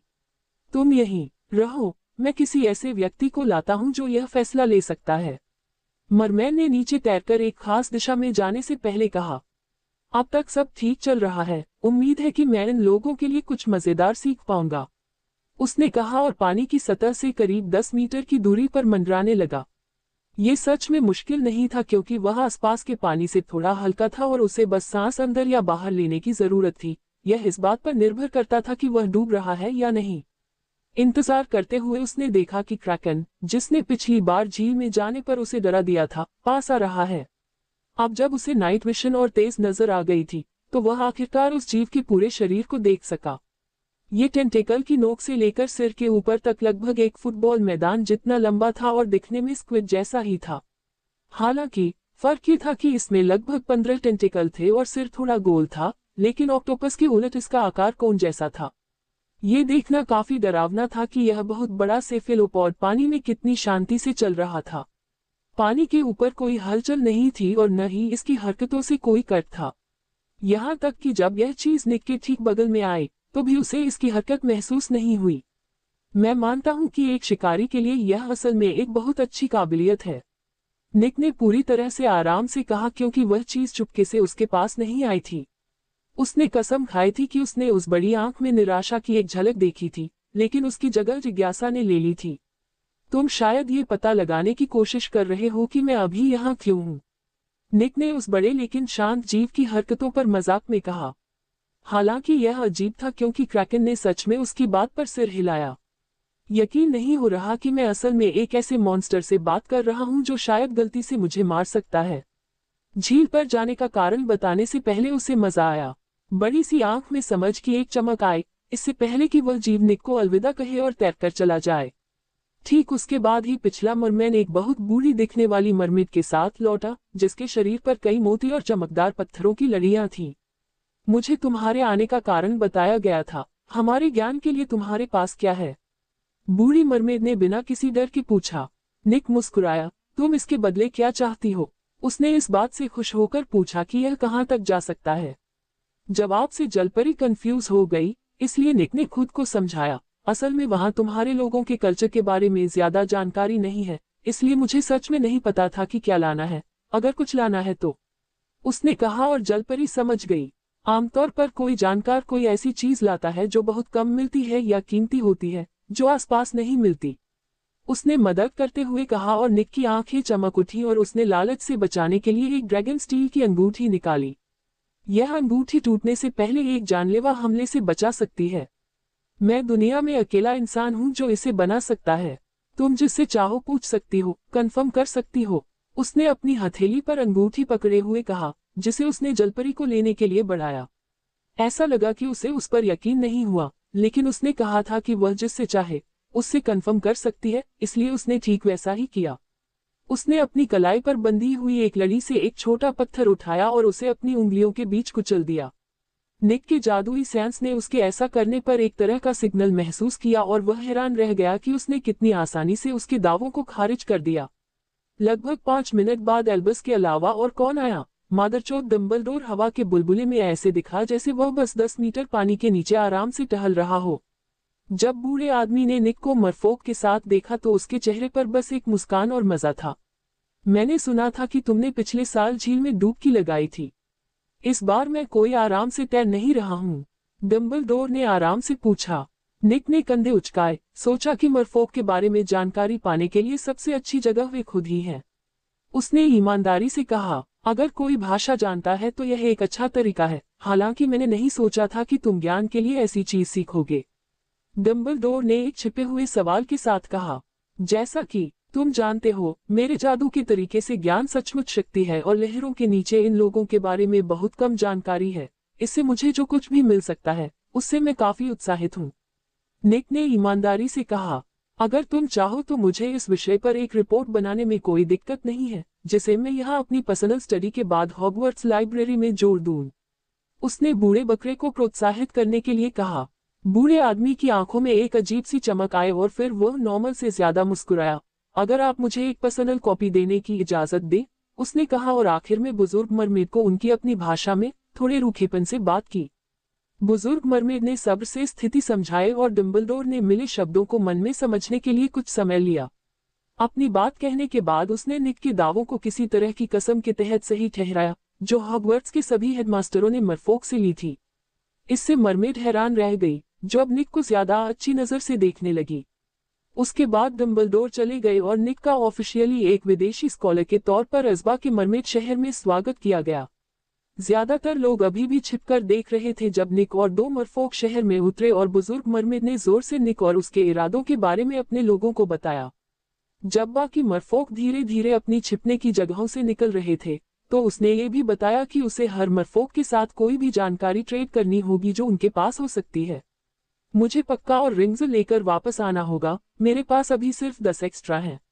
उसने शांति से सोचा। निक ने बड़ी चालाकी से उस बुजुर्ग जलपरी को एक और अंगूठी गिफ्ट की ताकि वह उसके लोगों के इतिहास और कहानियों के बारे में जान सके। यह एक बहुत अच्छा आइडिया साबित हुआ क्योंकि उसे कुछ बहुत ही दिलचस्प बात पता चली।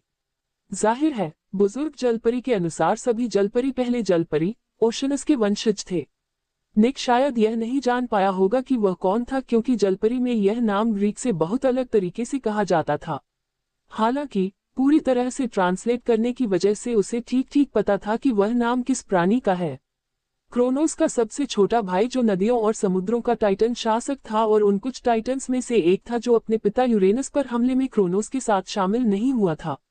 निक की राय में ये बहुत बड़ी बात थी, क्योंकि अगर उस जीव की जबरदस्त ताकत या ज्ञान का छोटा सा टुकड़ा भी उसके कहे जाने वाले वंशजों के पास रह गया तो कुछ छोटी मोटी चीजें बहुत कीमती होंगी।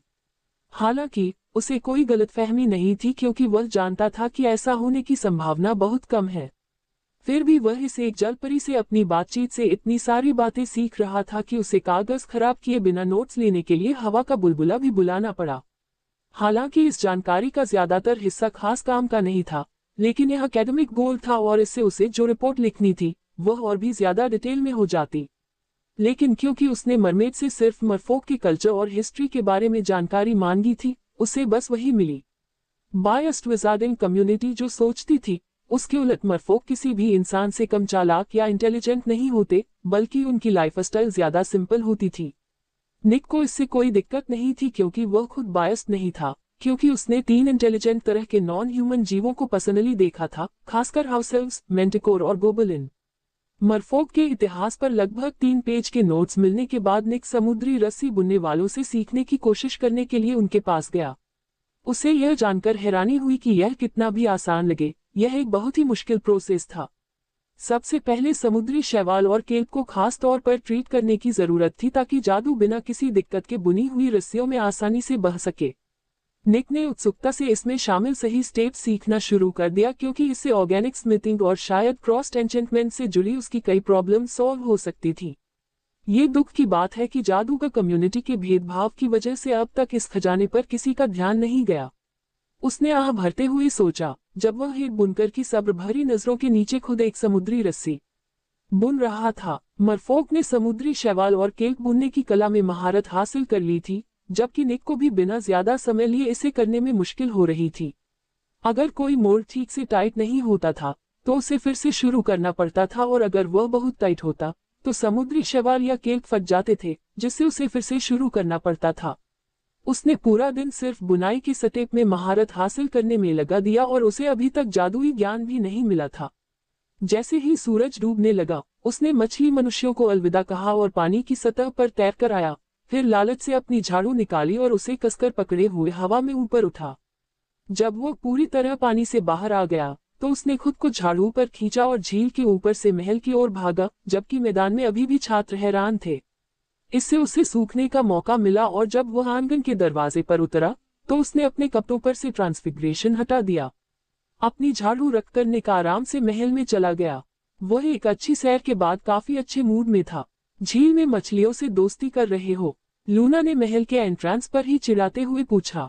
नहीं, पिछली बार जब मैं झील में तैरने गया था तो मैंने ऐसा किया था। इस बार मैंने उसमें मौजूद जलपरियों से दोस्ती कर ली, निक ने ईमानदारी से कहा, और लूना की चौड़ी आंखों को देखकर मुस्कुराया।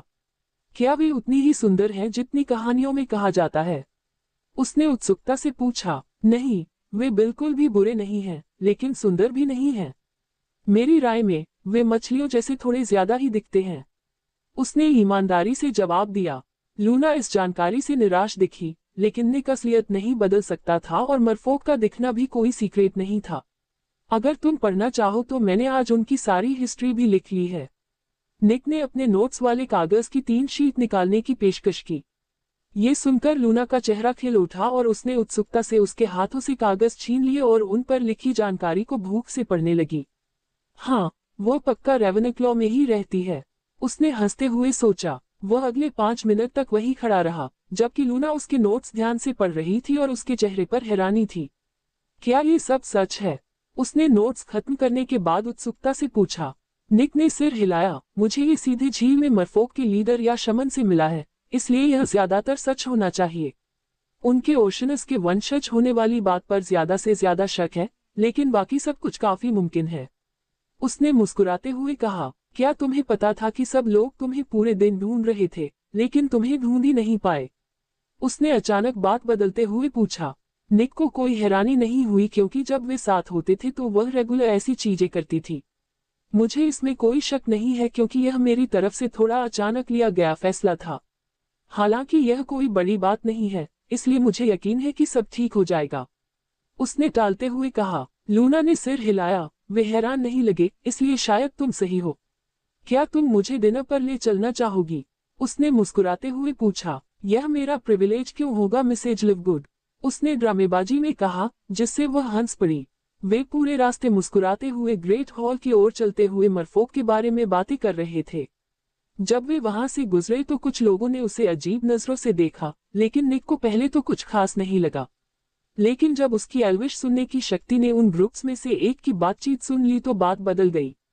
क्या तुमने सुना कि वह झाड़ू चलाने में कितना अच्छा है? हाँ, ओलिवर वुड ने कहा था कि वह उसे ग्रिफिंडोर टीम में लेने की कोशिश करेगा। बिल्कुल नहीं। लेकिन निक ने इस पर मजाक उड़ाया क्योंकि वह किसी भी हालत में क्विडिच नहीं खेलने वाला था। निक ने ऐसी कई बातें सुनी जब वह और लूना ग्रेट हॉल की तरफ जा रहे थे, लेकिन उसने उन्हें इग्नोर करने का फैसला किया। ये तब बदल गया जब उसने कुछ और सुना, लेकिन कोरिडोन। एक औरत की आवाज आए और उसके जादुई सेंस ने उनकी तरफ उड़ते हुए एक स्पेल को पकड़ लिया। तेजी से अपनी छड़ी निकालकर और उनके पीछे इशारा करते हुए निक ने शांति से कहा, प्रोटेगो। एक मोटी शील्ड बनाकर जिसने प्रैंक स्पेल को रोक दिया। इसके अलावा निक ने ऐसे बर्ताव किया जैसे कुछ हुआ ही न हो और चलता रहा। उसने आवाज को रेवेनक्लॉ हाउस की सूली की आवाज के तौर पर पहचान लिया। उसे यह बात साफ पता थी कि वह उस घर में लूना की गुंडों में से एक थी क्योंकि जादू लूना को टारगेट कर रहा था, लेकिन उसे उस लड़की से निपटने की जहमत ही नहीं उठानी थी। जब उसने बिना देखे ही जादू रोक दिया तो कुछ लोग हैरान रह गए और लूना भी हैरान लग रही थी, लेकिन उसने इसे अच्छे से टाल दिया। दूसरी तरफ सूली इतनी आसानी से बेइज्जत होने के बाद गुस्से में थी कि निक ने उसे देखने लायक भी नहीं समझा। डेंसोजियो, उसने गुस्से में कहा और दांत उगाने वाला हैक्स उसकी छड़ी से निकलकर निक पर चला गया। लूना पर खुलेआम प्रैंक करने के बाद निक ने उसे जाने का मौका दिया, लेकिन क्योंकि उसने उसकी दरियादिली को कुचलने का फैसला किया, इसलिए वह उसे सबक सिखाने वाला था। मुड़कर उसने अपनी छड़ी की नोक से हैक्स को पकड़ा और लड़की पर नुकसान न पहुंचाने वाले लेकिन क्रूर इल्यूजन मंत्रों की एक लाइन डालने से पहले उसे एक तरफ कर दिया। FALSUS ऑरम PRVERSA मुंडी कॉरस CICADAE INVORTO। वह तेजी से और बिना रुके चारों मंत्रों के लिए बोला, जिससे लड़की पर एक के बाद एक अलग अलग रंग की लाइटों की एक लाइन पड़ गई। उन सभी ने उसे मारा और उसके चेहरे पर डर और उल्टी का भाव आ गया, इससे पहले कि वह उल्टी करके जमीन पर गिर पड़ी। इससे एक चेन रिएक्शन हुआ जिससे उसके लिए हालात और भी खराब हो गए क्योंकि उसने अपना पेट पूरी तरह खाली कर दिया और हिलने डुलने या कुछ भी करने से डरने लगी। निक शांति से वापस मुड़ा और चलता रहा, जबकि सूली के दोस्तों ने उसकी मदद करने की कोशिश की, लेकिन जब उन्होंने उसे छुआ तो वह दर्द से चीख पड़ी। लूना ने ये देखकर त्योरियां चढ़ाईं, लेकिन समझदारी से उसने अपनी राय अपने तक ही रखी क्योंकि सूली ने निक पर हमला करके ये सब खुद ही किया था। जब वे ग्रेट हॉल में पहुंचे तो लूना निक से अलग हो गई। वह अपने घर की टेबल पर बैठी थी, जबकि निक ग्रिफिंडोर टेबल पर हैरी के बगल में बैठ गया, जो उसे अजीब से भाव से घूर रहा था। तुमने कभी क्यों नहीं कहा कि तुम झाड़ू चलाने में इतने अच्छे हो? उसने नाराज और उत्सुक होकर एक ही समय में पूछा। निक ने कंधे उचकाए। मैंने कभी नहीं सोचा था कि यह जरूरी है। ऐसा नहीं है कि मैं कभी क्विडिच खेलने का प्लान बना रहा हूँ, इसलिए इसका असर मेरे अलावा किसी और पर नहीं पड़ता। उसने ईमानदारी से कहा, मलिन के नाम पर, अगर तुम उड़ने में इतने अच्छे हो तो क्विडिच क्यों नहीं खेलोगे? रॉन ने हैरानी से कहा, जैसे उसे इस बात से ही नाराजगी हो। सच में बहुत आसान है, बहुत ज्यादा पाबंदियां हैं। जब मैं उड़ता हूं तो मैं जब चाहूं जो चाहूं कर सकूं। ये खेल तुम्हारे या हैरी जैसे ज्यादातर लोगों के लिए मजेदार हो सकता है, लेकिन मेरे लिए ये खेलने में थोड़ी परेशानी से ज्यादा कुछ नहीं होगा, इसलिए मैं बस नहीं खेलूंगा। निक ने आराम से समझाया, जिससे पूरी ग्रिफिंडोर टेबल चुप हो गई क्योंकि उन्हें उसकी बात में कोई कमी नहीं मिली। हालांकि ओलिवर वुड ये सुनकर लगभग दुखी लग रहा था क्योंकि इसका मतलब था कि निक के खेलने की कोई उम्मीद नहीं थी। इसके थोड़ी देर बाद सूली के दोस्त घबराकर बड़े हॉल में घुस आए और प्रोफेसर की टेबल पर फ्लिटविक से जल्दी से बात करने लगे। छोटे कद के उस आदमी ने हॉल से निकलने से पहले निक को एक नजर देखा लेकिन कुछ नहीं कहा। हालांकि हॉल में बाकी लगभग सभी लोग निक को शक की निगाह से देख रहे थे क्योंकि लड़कियां फ्लिटविक को सिचुएशन समझाते समय बिल्कुल भी चुप नहीं थी। दूसरी ओर स्नैप के चेहरे पर एक अजीब सी मुस्कान थी क्योंकि उसने सुना था कि ऐसा इसलिए हुआ क्योंकि सूली ने निक पर हमला किया था। तुम इतने समय से कहाँ थे? हमने घंटों तक सब जगह देखा। हरमाइन ने सख्ती से पूछा। झील के नीचे मरफोक पर रिसर्च कर रहे थे। निक ने बस इतना कहा और अपनी प्लेट में खाना भरने लगा। उसी समय शाम भी बड़े हॉल में आ गई और निक के साथ खाने में शामिल हो गई। किस तरह की रिसर्च? हरमाइन ने उत्सुकता से पूछा। मरफोक का इतिहास, रीति रिवाज और क्राफ्टिंग टेक्निक। वहां सिर्फ एक दिन में ही मैंने बहुत कुछ सीख लिया है। हालांकि और जानने के लिए तुम्हें तब तक इंतजार करना होगा जब तक मैं इस मामले पर अपनी रिपोर्ट पब्लिश नहीं कर देता, निक ने हंसते हुए कहा। वह इंतजार करने से थोड़ी परेशान लग रही थी, लेकिन वह कुछ नहीं कर सकती थी क्योंकि शुरू में यह उसकी रिसर्च थी। मैं भी कल झील पर जाऊंगा, इसलिए मुझे ढूंढने की कोई जरूरत नहीं है, उसने कहा और उसके दोस्तों ने समझते हुए सिर हिलाया। उसके बाद बिना बिना किसी घटना के हो गया। बस एक बहुत पीली और कांपती हुई सूली अपने दोस्तों और फ्लिटविक के साथ खाने के लिए हॉल में आई। इस बात के अलावा कि वो साफ तौर पर ट्रॉमा में थी, उसे कोई और चोट नहीं आई थी, जिसका मतलब था कि निक ने उस पर जो तरीका इस्तेमाल किया था उसके बारे में कोई ज्यादा कुछ नहीं कह सकता था। निक डिनर के बाद सोने चला गया क्योंकि वह मरफोक के शहर में अपनी दूसरी ट्रिप पर जल्दी निकलना चाहता था। वह सुबह होने से 1 घंटा पहले उठा और तैयार होकर महल से निकलकर शहर के ऊपर वाले एरिया में अपनी झाड़ू पर उड़ने के लिए तैयार हो गया। उसने अपने कपड़े जल्दी से डाइविंग सूट में बदल लिए और झाड़ू को एक तरफ रखकर झील में कूद गया। उसकी आंखों को नमकीन पानी में एडजस्ट होने में बस एक पल लगा, फिर उसे साफ साफ दिखाई देने लगा। पिछली बार की तरह अपने मुंह और नाक के चारों ओर एक बुलबुला बनाते हुए वह नीचे शहर में उतरा। इस बार कोई भी समुद्री जीव नहीं छिपा क्योंकि उन्होंने उसे पहचान लिया था और जानते थे कि वह यहाँ बुरे इरादों से नहीं आया है। कल के हेड बुनकर को ढूंढकर निक ने समुद्री रस्सी बनाना सीखने के लिए वापस जाने के लिए एक और अंगूठी दी। ऐसा लग सकता है कि एक ही जानकारी के लिए 2 बार पैसे देकर उसे ठगा जा रहा था, लेकिन असल में अगर जरूरत पड़ी तो वह ज्यादा पैसे देने को भी तैयार था। आखिरकार वह एक अच्छी समुद्री रस्सी बुनने में कामयाब हो गया और उसने सीखना शुरू कर दिया कि कैसे उसमें अपना जादू बुनना है, जैसा कि मरफोक करते थे। सच कहूं तो ये पुराने जादूगरों के पुराने जादू करने के तरीके जैसा ही था, लेकिन जादू करने के लिए ये किसी भी चीज से ज्यादा बेहतर था। सच कहूं तो ये जादू करने के सेलेब्रिम्बोर तरीके जैसा ही था, बस इसमें आत्मा का कोई चैनल नहीं था या हथौड़े की जरूरत नहीं थी। इसके बजाय उसे सीधे अपने जादू को धागों में बांटना पड़ा, जिन्हें फिर समुद्री शैवाल या केल्प के अलग अलग धागों से रस्सी में बुनना पड़ा। ये हेलेना की कंट्रोल ट्रेनिंग जैसा ही था, बस यह आसान था क्योंकि उसे बस जादुई धागों को रस्सी के रेशों के अंदर रखना था। चौथे घंटे के आखिर तक वह समुद्री रस्सी पर पूरी तरह से जादू करने में कामयाब हो गया। हेड बुनकर ने उसे देखा और अपनी कलाई हिलाई जिससे रस्सी पानी में से निकलकर एक क्रेट के चारों ओर लिपट गई, जिसे उसने जमीन पर खींचकर उनके पास पहुंचाया। यह अच्छा है, तुमने इसे बुना है इसलिए अब ये तुम्हारी है, मरमैन ने निक को रस्सी देते हुए कहा, जो हैरान था। मैंने इसके लिए पैसे नहीं दिए, निक ने कहा। उसे चिंता थी कि कुछ गड़बड़ है। मरमैन ने अपना सिर हिलाया। पहली रस्सी हमेशा बुनकर को मिलती है, यह एक परंपरा है, मरमैन ने सब्र से समझाया और निक समझ गया। यह मरफोक के लिए एक तरह का अधिकार था कि कोई पहली समुद्री रस्सी जो कोई बुनता है वह उनकी हो। निक को ये थोड़ा मजेदार लगा क्योंकि ओलिवेंडर ने भी अपनी बनाई पहली छड़ी के साथ लगभग यही किया था। अगर भविष्य में मेरा कोई ट्रेनी होगा तो मैं भी ऐसा ही करूंगा क्योंकि यह एक अच्छी परंपरा है, उसने मुस्कुराते हुए सोचा। उसके बाद वह शहर में हथियार बनाने वालों को ढूंढने गया क्योंकि पत्थर और कोरल के हथियार उसे पसंद आए। वे हल्के थे लेकिन उनमें जादू भी था जिससे पानी उन्हें धीमा नहीं कर पाया। इन हथियारों को बनाने का तरीका समुद्री रस्सियों जैसा ही था, बस मटेरियल अलग था और तरीका थोड़ा अलग था। भगवान की कसम, बिना छड़ी वाले पानी के जादू के रूप में।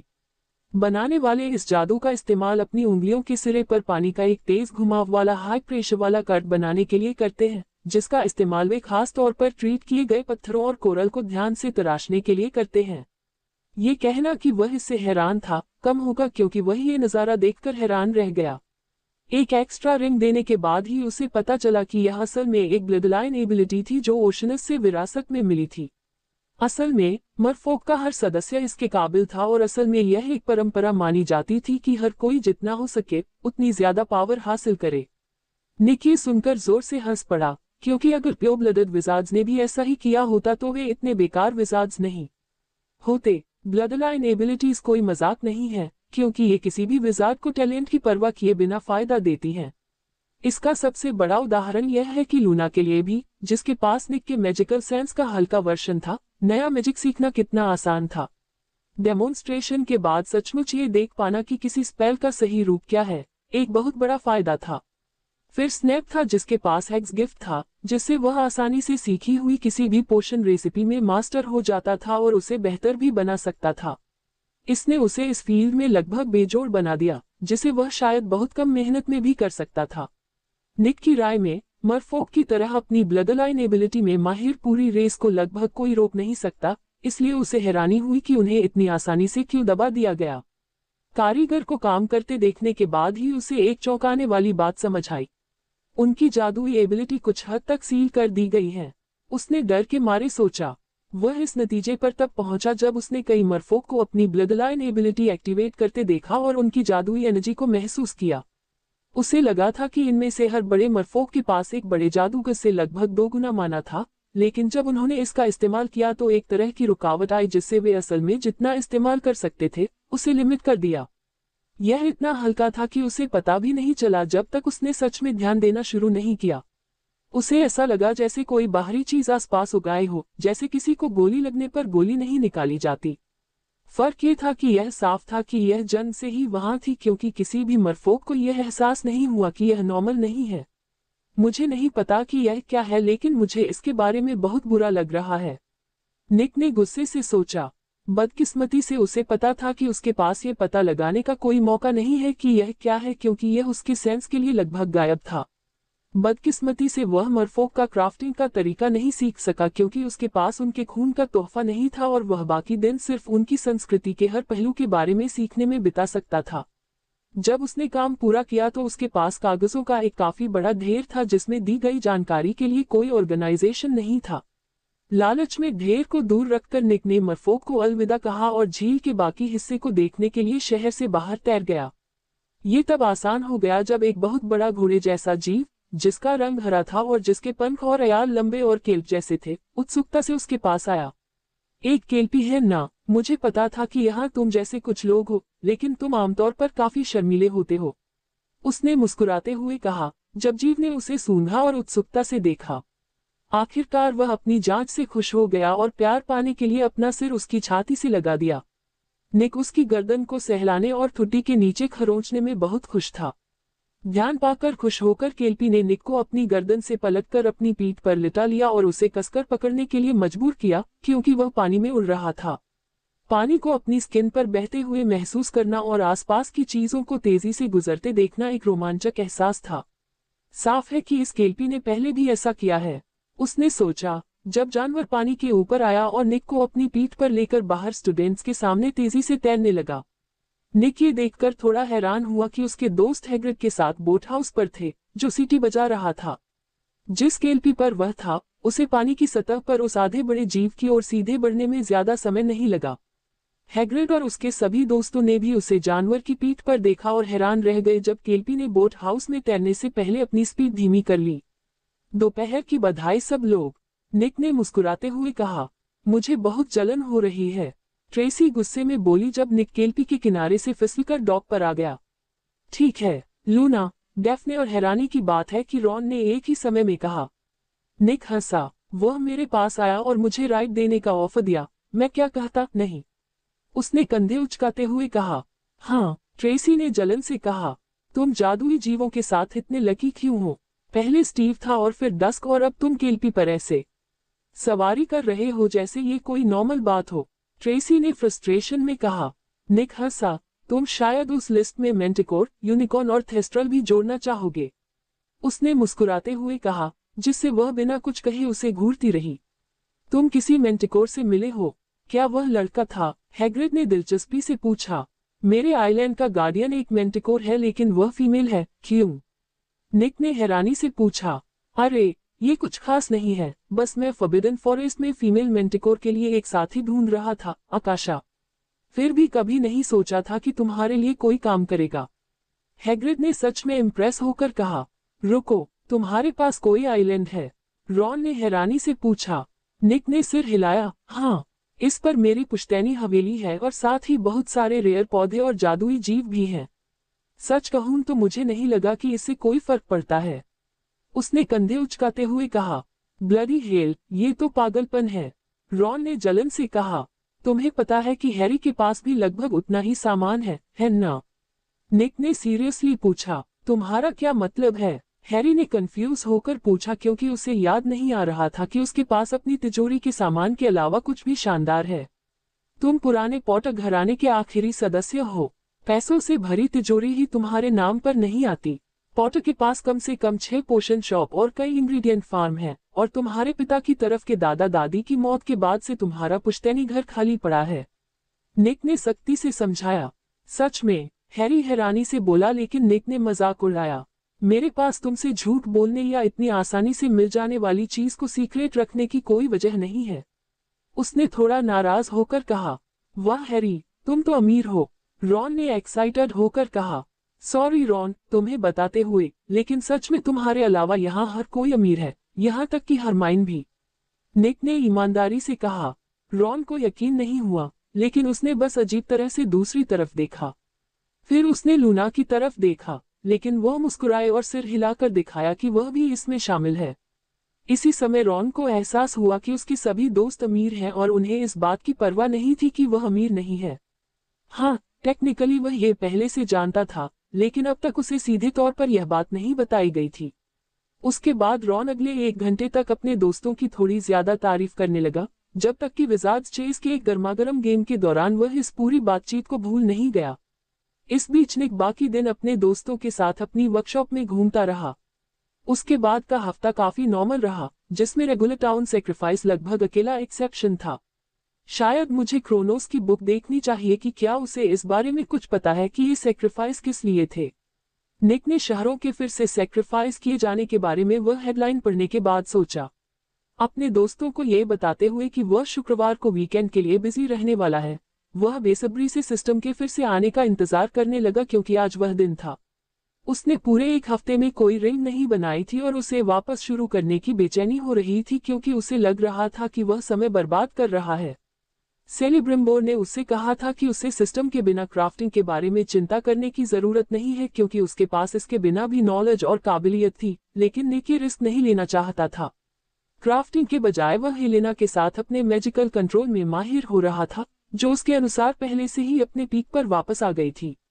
कमरे में आग की एक लड़ी से मोमबत्ती जलाने के लिए जरूरी कंट्रोल लेवल में माहिर होने के बाद उसे फिर आग की 3 लड़ियों के साथ वही काम करना था।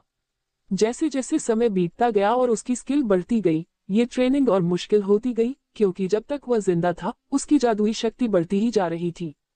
इस समय उसे अपने माना पर इतनी महारत हासिल थी कि वह अपने मौजूदा पूरे रिजर्व का कुशलता से इस्तेमाल कर सके, जिसका मतलब था कि उसकी नजर में अब उस गोबलेट एनर्जी को सोखने का समय आ गया था, जिसे नाज़गुल रिंग ने बहुत पहले ही निकालना बंद कर दिया था।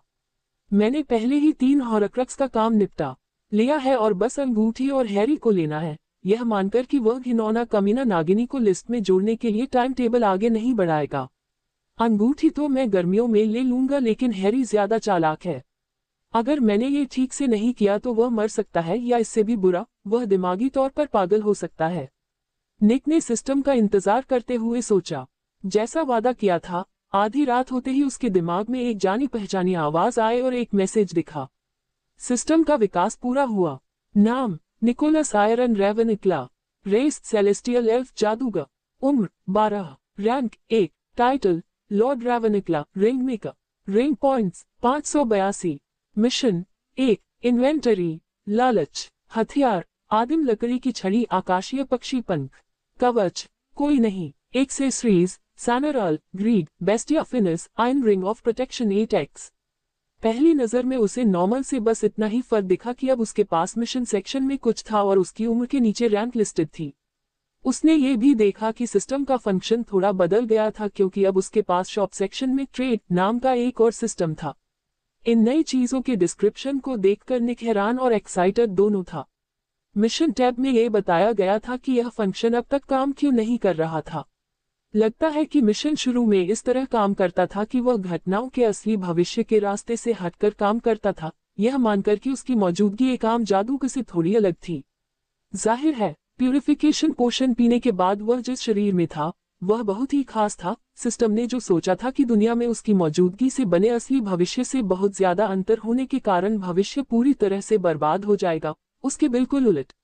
अपनी पसंद के हिसाब से चीजों को बदलने के उसके कामों को जोड़ दे, तो सिस्टम के पास अपने असली काम के आधार पर मिशन देने का कोई तरीका नहीं था। लेकिन एवोल्यूशन के बाद ये बदल गया। अब मिशन उसके आसपास के बजाय उस पर आधारित हैं। पहले कुछ मिशन साफ तौर पर वो थे जो उसने मिस कर दिए थे क्योंकि उसने सिस्टम के काम करने के तरीके को खराब कर दिया था, इससे पहले कि वह उन्हें दे पाता। उसने यह अंदाजा लगा लिया था क्योंकि पहला मिशन ऐसा था। मिशन की शर्तें तय हो गईं। विवरण: आप खुद को हैरी पॉटर की अजीब और काल्पनिक दुनिया में पा चुके हैं। कुछ जादू करें। मकसद: एक अंगूठी पर जादू करना। अंगूठी को शुरू से बनाना ऑप्शनल। एक रेयर टी पाना ऑप्शनल। रिवॉर्ड: एक X item ticket 500 X galleon optional. एक X crafting method ticket optional. स्थिति: अधूरा। ये साफ तौर पर उसे 1 साल पहले दिया जाना था, लेकिन उसे यह एवोल्यूशन के बाद दिया गया, जब ऐसी अंगूठी बनाना उसके लिए मजाकिया तौर पर आसान था। अगला फर्क जिस पर उसने ध्यान दिया वह था उसकी उम्र से कम रैंक। सिस्टम के अनुसार यह पावर के पुराने सिस्टम पर आधारित था, जिसका इस्तेमाल टाइटन्स और देवताओं के जमाने में पावर तय करने के लिए किया जाता था, जब सिस्टम ने क्रोनोस से किताब को स्कैन किया था। पावर या रैंक की पहली सीमा वह थी जिसे हर जादूगर, चाहे उसका टैलेंट कुछ भी हो, 17 साल की उम्र में हासिल करता था, जब उसका जादू मैच्योर हो जाता था। निक इस मामले में अपने क्लासमेट से बहुत आगे था क्योंकि वह 12 साल की उम्र में अपनी सोल में बदलाव और हॉरक्रिक्स से एनर्जी एब्जॉर्ब करके पहले रैंक पर था। इसके बाद हर रैंक पिछली रैंक के पीक से अपने पास मौजूद माना की मात्रा को दोगुना करके हासिल की जाती थी। उदाहरण के लिए, निक को दूसरी रैंक तक पहुंचने के लिए पहली रैंक के पीक पर पहुंचना था और फिर अपने शरीर में माना की मात्रा को दोगुना करना था। ये सिर्फ चौथी रैंक पर बदला, जब माना की मात्रा बढ़ाने के बजाय इसे लिक्विड में बदलकर क्वालिटेटिवली बदलने की बात थी। हालांकि वह अपनी अभी की रैंक से इतना ही देख सकता था, इसलिए उसे अभी इस बारे में कोई अंदाजा नहीं था कि उसके बाद क्या होगा। इस सिस्टम के आधार पर निक मोटे तौर पर कह सकता था कि हेलेना और स्नैप दूसरी या तीसरी रैंक के आखिर में थे और डंबलडोर, ग्रिंडेलवाल्ड और वोल्डेमॉर्ट चौथी या चौथी रैंक के आखिर में थे। इससे यह बात पूरी तरह समझ में आ गई कि हॉगवर्ट्स की लड़ाई में वोल्डेमॉर्ट को रोकने के लिए स्नैप के लेवल के 3 जादूगरों की जरूरत क्यों पड़ी। ये समझने के बाद निक ने अपना ध्यान आखिरी बदलाव पर लगाया जो ट्रेड ऑप्शन था। इससे वह सिस्टम का सामान या अंगूठियां बेचकर आसानी से पॉइंट्स कमा सकता था क्योंकि दुकान में हर अच्छी चीज ऐसी थी जिसके लिए महीनों तक पॉइंट्स बचाने पड़ते थे और वह मुश्किल से ही उसे खरीद पाता था। इससे निक बहुत खुश हुआ क्योंकि वह आसानी से पॉइंट्स जमा कर सकता था और अच्छी चीजें जल्दी खरीद सकता था। उसे बस एक ही दिक्कत दिखी कि जो सामान वह बेचता था उसकी कीमत खरीदने के मुकाबले बहुत कम थी। लेकिन शायद ऐसा इसलिए किया गया था ताकि वह अपनी विरासत से मिली दौलत का गलत इस्तेमाल करके सामान को सिस्टम में डालकर भारी मुनाफे में न डाल दे। हाँ, वह अपनी मनचाही खास खरीदारी के लिए कुछ जल्दी और आसानी से पॉइंट पाने के लिए ऐसा कर सकता था, लेकिन लंबे समय में उसके लिए अंगूठियां बेचने पर ध्यान देना बेहतर था। निक को ये बदलाव देखकर नींद नहीं आई और इसलिए वह बिस्तर से उठा और कल के लिए तैयार हो गया। चुपचाप डॉम और आम शब्द छोड़कर वह अपनी वर्कशॉप की तरफ गया और अंदर जाने से पहले दरवाजा खोला।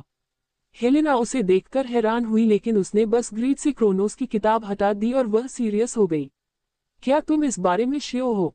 कोई नहीं कह सकता कि इस चीज में किस तरह की जानकारी हो सकती है, उसने सावधानी से कहा। निक ने आह भरी। हाँ, मुझे इसे खत्म कर देना चाहिए क्योंकि मैं काफी समय से इससे बच रहा हूँ, उसने पक्के इरादे से कहा। पुस्तक पावर का रास्ता लंबा और मुश्किल होता है, जिसे दुनिया के बहुत कम लोग ही सच में तय कर पाते हैं। मेरा नाम क्रोनोस है और मैं इसे एक ऐसे भविष्य के रिकॉर्ड के तौर पर लिख रहा हूँ जिसे मैंने देखा है, जो मेरे समय के बहुत बाद का है जब दुनिया बड़ी गिरावट से उबरना शुरू करने वाली है। समय का बहाव तुम्हारे साथ रहे रिंग मेकर। इससे पहले कि मैं इस मामले पर कुछ बोलूं, मैं ये बताना चाहूंगा कि मैं इस काम को पढ़ने में तुम्हारी सावधानी के लिए कितना शुक्रगुजार हूँ, भले ही यह गैर जरूरी था। सच कहूं तो ये किताब मेरी लिखी अकेली किताब नहीं है, बल्कि यह उन कुछ किताबों में से एक है जिसके बारे में मुझे शक था कि यह अपने असली पाने वाले तक पहुंच पाएगी, यानी आप तक। आप देखिए, मैं 2 9वें नंबर के जीवों के मिलन से पैदा हुआ था और इसलिए नेचुरली एक दिव्य दायरे से जुड़ा हुआ था। ऐसा नहीं है कि आपको अभी पता होगा कि वह क्या है। एक तरह से आप कह सकते हैं कि मैं एक दृष्टा की तरह था जो अपनी सबसे ज्यादा ताकत पर था। मेरी नजर समय की नदी की हर डाल और उन डालियों की सभी डालियों को देखती थी, अगर मैं उन पर ध्यान देना चाहता था। इस तरह मैं देख पाया कि मेरे पिता मेरे भविष्य के ज्यादातर हिस्सों में इस दुनिया को खत्म करने वाले थे और मैंने उन्हें उखाड़ फेंकने और मारने के लिए बुराई का बोझ उठाने का फैसला किया। लंबे समय में यही सबसे अच्छा नतीजा देने वाला रास्ता था। उसके बाद कुछ सदियों तक सब ठीक ठाक रहा, जब तक कि मैंने अपनी किस्मत का फैसला नहीं देख लिया। मेरे अपने बच्चे, जिन्हें तुम भगवान कहते हो, दुनिया की किस्मत के लिए बेरहम और मनमौजी हो जाएंगे और मुझे अपनी कल्पना में रुकावट समझकर मुझे और मेरे कई भाइयों को मार डालेंगे। फिर वे अपनी शक्ल में इंसान बनाएंगे और इस दुनिया पर राज करेंगे। इस प्रोसेस में इसे मैना और रिसोर्स खत्म कर देंगे। बदकिस्मती से ये समय का एक पक्का पॉइंट था और ऐसा होना ही था। हालांकि कैसे और कब ये सब बदल सकता था, और इसलिए एक बार फिर मैंने बुराई का बोझ उठाने और उन्हें एक बंजर लेकिन मैना से भरपूर जगह पर बंद करने का फैसला किया ताकि वे जिंदा रह सके लेकिन इस दुनिया को कुछ समय के लिए नुकसान पहुंचाने से रोके जा सके। सील मेरी अपनी जिंदगी से जुड़ी थी और इसलिए मेरे बच्चों ने इसका नाम क्रोनोस का पेट रखा, जो बाद में मुझसे नफरत करने लगे क्योंकि मैंने उन्हें रोका था। मेरे एक बच्चे का नाम ज़्यूस रखा जाएगा, लेकिन मेरी पत्नी रिया उसे पेट से बचा लेगी क्योंकि उसे लगेगा कि मुझे इस बदलाव के बारे में पता नहीं है। ये भी समय का एक तय समय था और इसलिए मैं बस बेबस होकर समय को बदलते हुए देख सकता था। ये जानते हुए कि दुनिया जादुई रूप से कमजोर हो जाएगी, मैंने अपने बच्चों के राज से आगे बढ़कर उस समय की उम्मीद करना शुरू कर दिया जब दुनिया ठीक हो सकती है। मुझे हैरानी हुई कि एक समय ऐसा भी था जब एक ही इंसान के आसपास कई ब्रांच बनी और उनमें से कुछ ने दुनिया को जल्दी ठीक कर दिया। इन सभी ब्रांच में हमेशा बदलाव में सबसे आगे एक ही इंसान था। मैंने इन सभी लोगों के बारे में एक किताब लिखी और उन्हें ठीक उसी तरह बिखेरा जिससे वे सही इंसान के हाथों में पहुंचे, लेकिन नहीं तो समय के साथ खत्म हो जाएं। कुछ ब्रांच में इसका अच्छा नतीजा निकला और कुछ में बुरा, लेकिन मुझे लगा कि यह एक जुआ था जो इसके लायक था। इतना कहने के बाद अब मैं आपको दुनिया को ठीक करने का तरीका बताऊंगा ताकि आप आने वाली चीजों के लिए तैयार हो सकें। आपको आने वाली चीजों को रोकने की कोशिश नहीं करनी चाहिए, क्योंकि अगर आप ऐसा करने की कोशिश करेंगे तो आप फेल हो जाएंगे, क्योंकि यह भी आपकी ब्रांच के लिए एक फिक्स टाइम पॉइंट है। गुमराह जादूगर ग्रिंडेलवाल्ड इन सभी शहरों की कुर्बानी दे रहा है ताकि एक शानदार जादुई रस्म को बढ़ावा दिया जा सके, ताकि दुनिया को उस मैना डेंस स्टेट में वापस लाया जा सके जो मेरे बच्चों के राज करने से पहले थी। वह कामयाब होगा, लेकिन इस प्रोसेस में ज्यादातर नॉन मैजिकल इंसानों की अचीवमेंट्स खत्म कर देगा। नॉन मैजिकल लोगों का साइंस उन जगहों पर काम नहीं करता जहां माना बहुत ज्यादा होता है, जिसे आपके कई जादूगरों ने नोटिस किया है। इसका कारण मैं नहीं बता सकता क्योंकि यह असलियत के बेसिक कामकाज से जुड़ा है और आप ऐसी जानकारी के लिए तैयार नहीं हैं। हालांकि मैं आपको यह चेतावनी देने के लिए लिख रहा हूं कि रिचुअल के असर के बाद पहले साल दुनिया में अफरा तफरी मच जाएगी, क्योंकि नॉन मैजिकल लोग जिंदा रहने और इस नए सिस्टम में ढलने के लिए संघर्ष करेंगे। जादुई पेड़ पौधे और जीव जंतु बहुत ज्यादा और बिना कंट्रोल के बड़ी मात्रा में फिर से उभरने लगेंगे, जबकि जो तब तक बचे थे वे तेजी से अपने ज्यादा ताकतवर पुरखों की हालत में वापस आ जाएंगे। जादू को जबरदस्ती सबके सामने लाया जाएगा और जब जादूगर छिपने की कोशिश करेंगे तो वे भी एक बार फिर उन लोगों के सामने आ जाएंगे जो जादुई नहीं है। रिंग बनाने वाले, इसमें तुम्हारा रोल आसान भी है और मुश्किल भी। तुम भी मेरी तरह दुनिया को पॉजिटिव या नेगेटिव दिशा में गाइड करने की पोजीशन में हो। तुम्हारी ताकत और स्किल्स दुनिया को बनाने में अहम साबित होंगी और इसलिए तुम्हें सावधान रहना होगा। मेरे ज्यादातर बच्चे दुनिया के कमजोर होने के साथ ही खत्म हो गए क्योंकि उनके पास खुद को जिंदा रखने के लिए जरूरी एनर्जी नहीं थी, लेकिन उनमें से ठीक 4 ने अपनी आने वाली तबाही का अंदाजा लगाया और दुनिया के ठीक होने तक खुद को बंद कर लिया। मेरा सबसे बड़ा बच्चा और उन सब में सबसे दयालु हेस्टिया, जिसे कैद करने का मुझे सबसे ज्यादा अफसोस है। मेरा सबसे छोटा ज़्यूस ही पक्का है कि वह आपके कामों की परवाह किए बिना आपकी मौत चाहे जो भी हो, आपकी अंदरूनी ताकत उसके इलाके में कब्जा कर लेगी।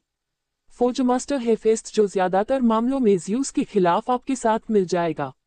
और आखिर में अकेला देवता जो अपनी ज्यादातर ताकत को बंद करके और अमर होने का एक अलग तरीका इस्तेमाल करके बच गया, मेरा सबसे बड़ा बेटा हेड्स। वह अकेला चुपचाप देखता रहा है कि युग कैसे बीत गए और अपनी पुरानी ताकत वापस पाने के बाद भी वह अंडरवर्ल्ड में अपना इलाका नहीं छोड़ेगा। वह किनारे बैठकर देखेगा कि ज़्यूस के साथ तुम्हारा दबदबे के लिए टकराव कैसे बढ़ता है। तुम उसे एक अलग नाम से जानोगे क्योंकि उसने खुद को सिर्फ अपने इलाके मौत से ही पहचाना है। भविष्य में जब तुम या ज़्यूस दबदबा बनाने में कामयाब हो जाओगे तो वह जीतने वाले के पास जाएगा और एक ऑफर देगा। उस समय मुझे उम्मीद है कि तुम इसे मुझ पर एक एहसान समझकर मान लोगे। भवदीय क्रोनोस। निक ने किताब बंद कर दी। उसका चेहरा पीला पड़ गया था और उसके दिमाग में कई तरह के ख्याल आ रहे थे, क्योंकि उसे अभी अभी दिमाग हिला देने वाले खुलासे हुए थे। क्रोनोस और देवताओं के बारे में सच न सिर्फ गलत था, बल्कि उनमें से 4 देवता आज भी जिंदा थे, हालांकि उनकी हालत कमजोर और सीलबंद थी। अंडरवर्ल्ड के देवता हेडीज भी इस पूरे समय इतिहास के पर्दे के पीछे घूम रहे थे, जो एक डरावना विचार था। यह मानते हुए कि वह उस समय सिर्फ हाथ पर हाथ धरे नहीं बैठे थे, बल्कि जादू के बारे में वह सब कुछ सीख रहे थे जो वह सीख सकते थे। ये कहना कोई बड़ा चढ़ाकर कहना नहीं होगा कि वह शायद धरती पर चलने वाले सबसे ताकतवर इंसान थे। निक इस बारे में बात भी नहीं करना चाहता था कि अंडरवर्ल्ड असली था और हेड्स इतने समय से वही था। इस पूरी बात से उसे बस यही अच्छी बात पता चली कि वापस आने वाले 4 देवताओं में से 3 उस पर हमला नहीं करने वाले थे और एक के उसके साथ मिल जाने की संभावना थी। ज्यादातर ग्रीक कहानियों की तरह सबसे बड़ी समस्या आसमान के देवता और सीरियल रेपिस्ट, रूप बदलने वाले मदर फकिंग ज़्यूस के रूप में आई। ये कहना गलत नहीं होगा कि निक कितना परेशान था, क्योंकि कुछ सालों में एक ऐसा आदमी उसका सिर काटने वाला था। ग्रिंडेलवाल्ड के हर प्लान में बाकी सब क्यों शामिल होते हैं? हम में से कुछ लोग तो बस शांति से अपनी जिंदगी बिताना चाहते हैं, है ना?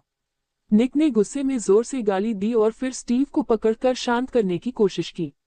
इस बकवास के लिए मुझे अपने इमोशनल सपोर्ट वाले की जरूरत है, निक ने स्टीव के फर को सहलाते हुए कहा ताकि वह आराम कर सके। इतना बुरा है ना? हेलेना ने किताब पढ़कर उसके रिएक्शन को लेकर थोड़ी चिंता में पूछा। निक ने उसे किताब का पूरा कंटेंट समझाया और जब उसने पढ़ना खत्म किया तो उसके चेहरे पर डर देखकर उसे बिल्कुल भी हैरानी नहीं हुई। सच कहूं तो इस बार मेरे साथ बुरा हुआ। ज़्यूस ही मेरा सिर काटने आया है और ग्रिंडेलवाल्ड के दुनिया को रीसेट करने के बाद मुझे किसी तरह उस लेवल तक पहुंचना है, पता नहीं कितने साल में। निक ने खराब मूड में बड़बड़ाया। कोई हैरानी नहीं कि सिस्टम को इवॉल्व होने की जरूरत महसूस हुई। मेरे पहले के इम्प्रूवमेंट की रफ्तार से तो मैं एक कीड़े की तरह कुचल जाऊंगा। उसने थकी हुई आह भरते हुए सोचा। लगता है मुझे जल्दी से अर्थमेंसी सीखने के लिए तुम्हारी मदद की जरूरत पड़ेगी। निक ने थोड़ा चिढ़कर कहा। तुम्हें अभी इसकी क्या जरूरत है? हेलेना ने कंफ्यूज होकर पूछा। जहां तक उसे पता था, अब जब उसका कंट्रोल ठीक ठाक लेवल पर है तो उसे अपनी पावर बढ़ाने पर फोकस करना चाहिए। मुझे कुछ रिचुअल्स में बदलाव करने हैं और अर्थमेंसी जाने बिना मैं यह नहीं कर सकता, निक ने ईमानदारी से कहा। वह ये सुनकर हैरान रह गई क्योंकि उसने जल्दी से अपनी यादों को देखा, लेकिन उसे कोई ऐसा रिचुअल नहीं दिखा जिसे बदलने की जरूरत हो। खास तौर पर किस बारे में बदलना है? उसने आंखें सिकोड़ते हुए पूछा। निक ये कहने में थोड़ा हिचकिचा रहा था कि वह इंसान नहीं है, भले ही वह ये जानकारी शेयर नहीं कर पा रही थी। अपना इरादा मजबूत करते हुए उसने उसे साफ साफ बताया कि गर्मियों में उसने इंसान होना बंद कर दिया था। मुझे समझ नहीं आ रहा, तुम्हारा क्या मतलब है कि तुम इंसान होना बंद कर चुके हो? तुम मुझे इंसान ही लगते हो, उसने बहुत कंफ्यूज होकर पूछा। उसने आह भरी। मैं अब एक एल्फ हूँ? नहीं, हाउस एल्फ या उसका कोई आधा अधूरा रूप नहीं। कहानियों जैसा एक असली एल्फ। क्या तुम्हें वह अजीब बीमारी याद है जो मुझे पिछले साल हुई थी, जिससे मेरा खून और मांस निकल रहा था, फिर भी डायग्नोसिस के बाद मैं बिल्कुल ठीक था? वह मेरा फिजिकल शरीर था जो अब तुम जो देख रहे हो उसमें बदल रहा था, उसने ईमानदारी से कहा। फिर निक ने अपनी मौजूदगी को रोकने के लिए पहनी हुई छोटी अंगूठी उतार दी, जिससे हेलेना की आंखें चौड़ी हो गई क्योंकि निक के ऑरा का असली रूप उस पर छा गया। वह पूरे 1 मिनट तक अजीब तरह से चुप रही और फिर बोली, फिर तुमने ग्रिंगोट्स में ब्लड लाइन टेस्ट कैसे पास किया? मदर्स वार्ड्स का क्या? उसने दुखी होकर पूछा। तुम यहाँ कुछ गलत समझ रही हो, मैं सच में अब भी तुम्हारी माँ की वंशज हूँ।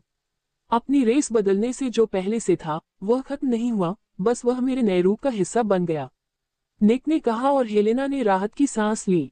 फिर वह गुस्सा हो गई। मुझे ऐसे मत डराओ, मुझे लगा था कि तुम इतने समय से अपनी विरासत के बारे में मुझसे झूठ बोल रहे थे। उसने गुस्से में उसके कंधे पर मुक्का मारा, जिससे वह सिहर गया। नहीं, मैं एक रावनिक्लॉ हूँ, लेकिन साथ ही मैं इंसान से भी बढ़कर हूँ, जैसा कि तुम देख सकते हो, उसने अपना कंधा रगड़ते हुए कहा, जिससे पक्का चोट लगने वाली थी। तो क्या हुआ अगर तुम इंसान नहीं हो?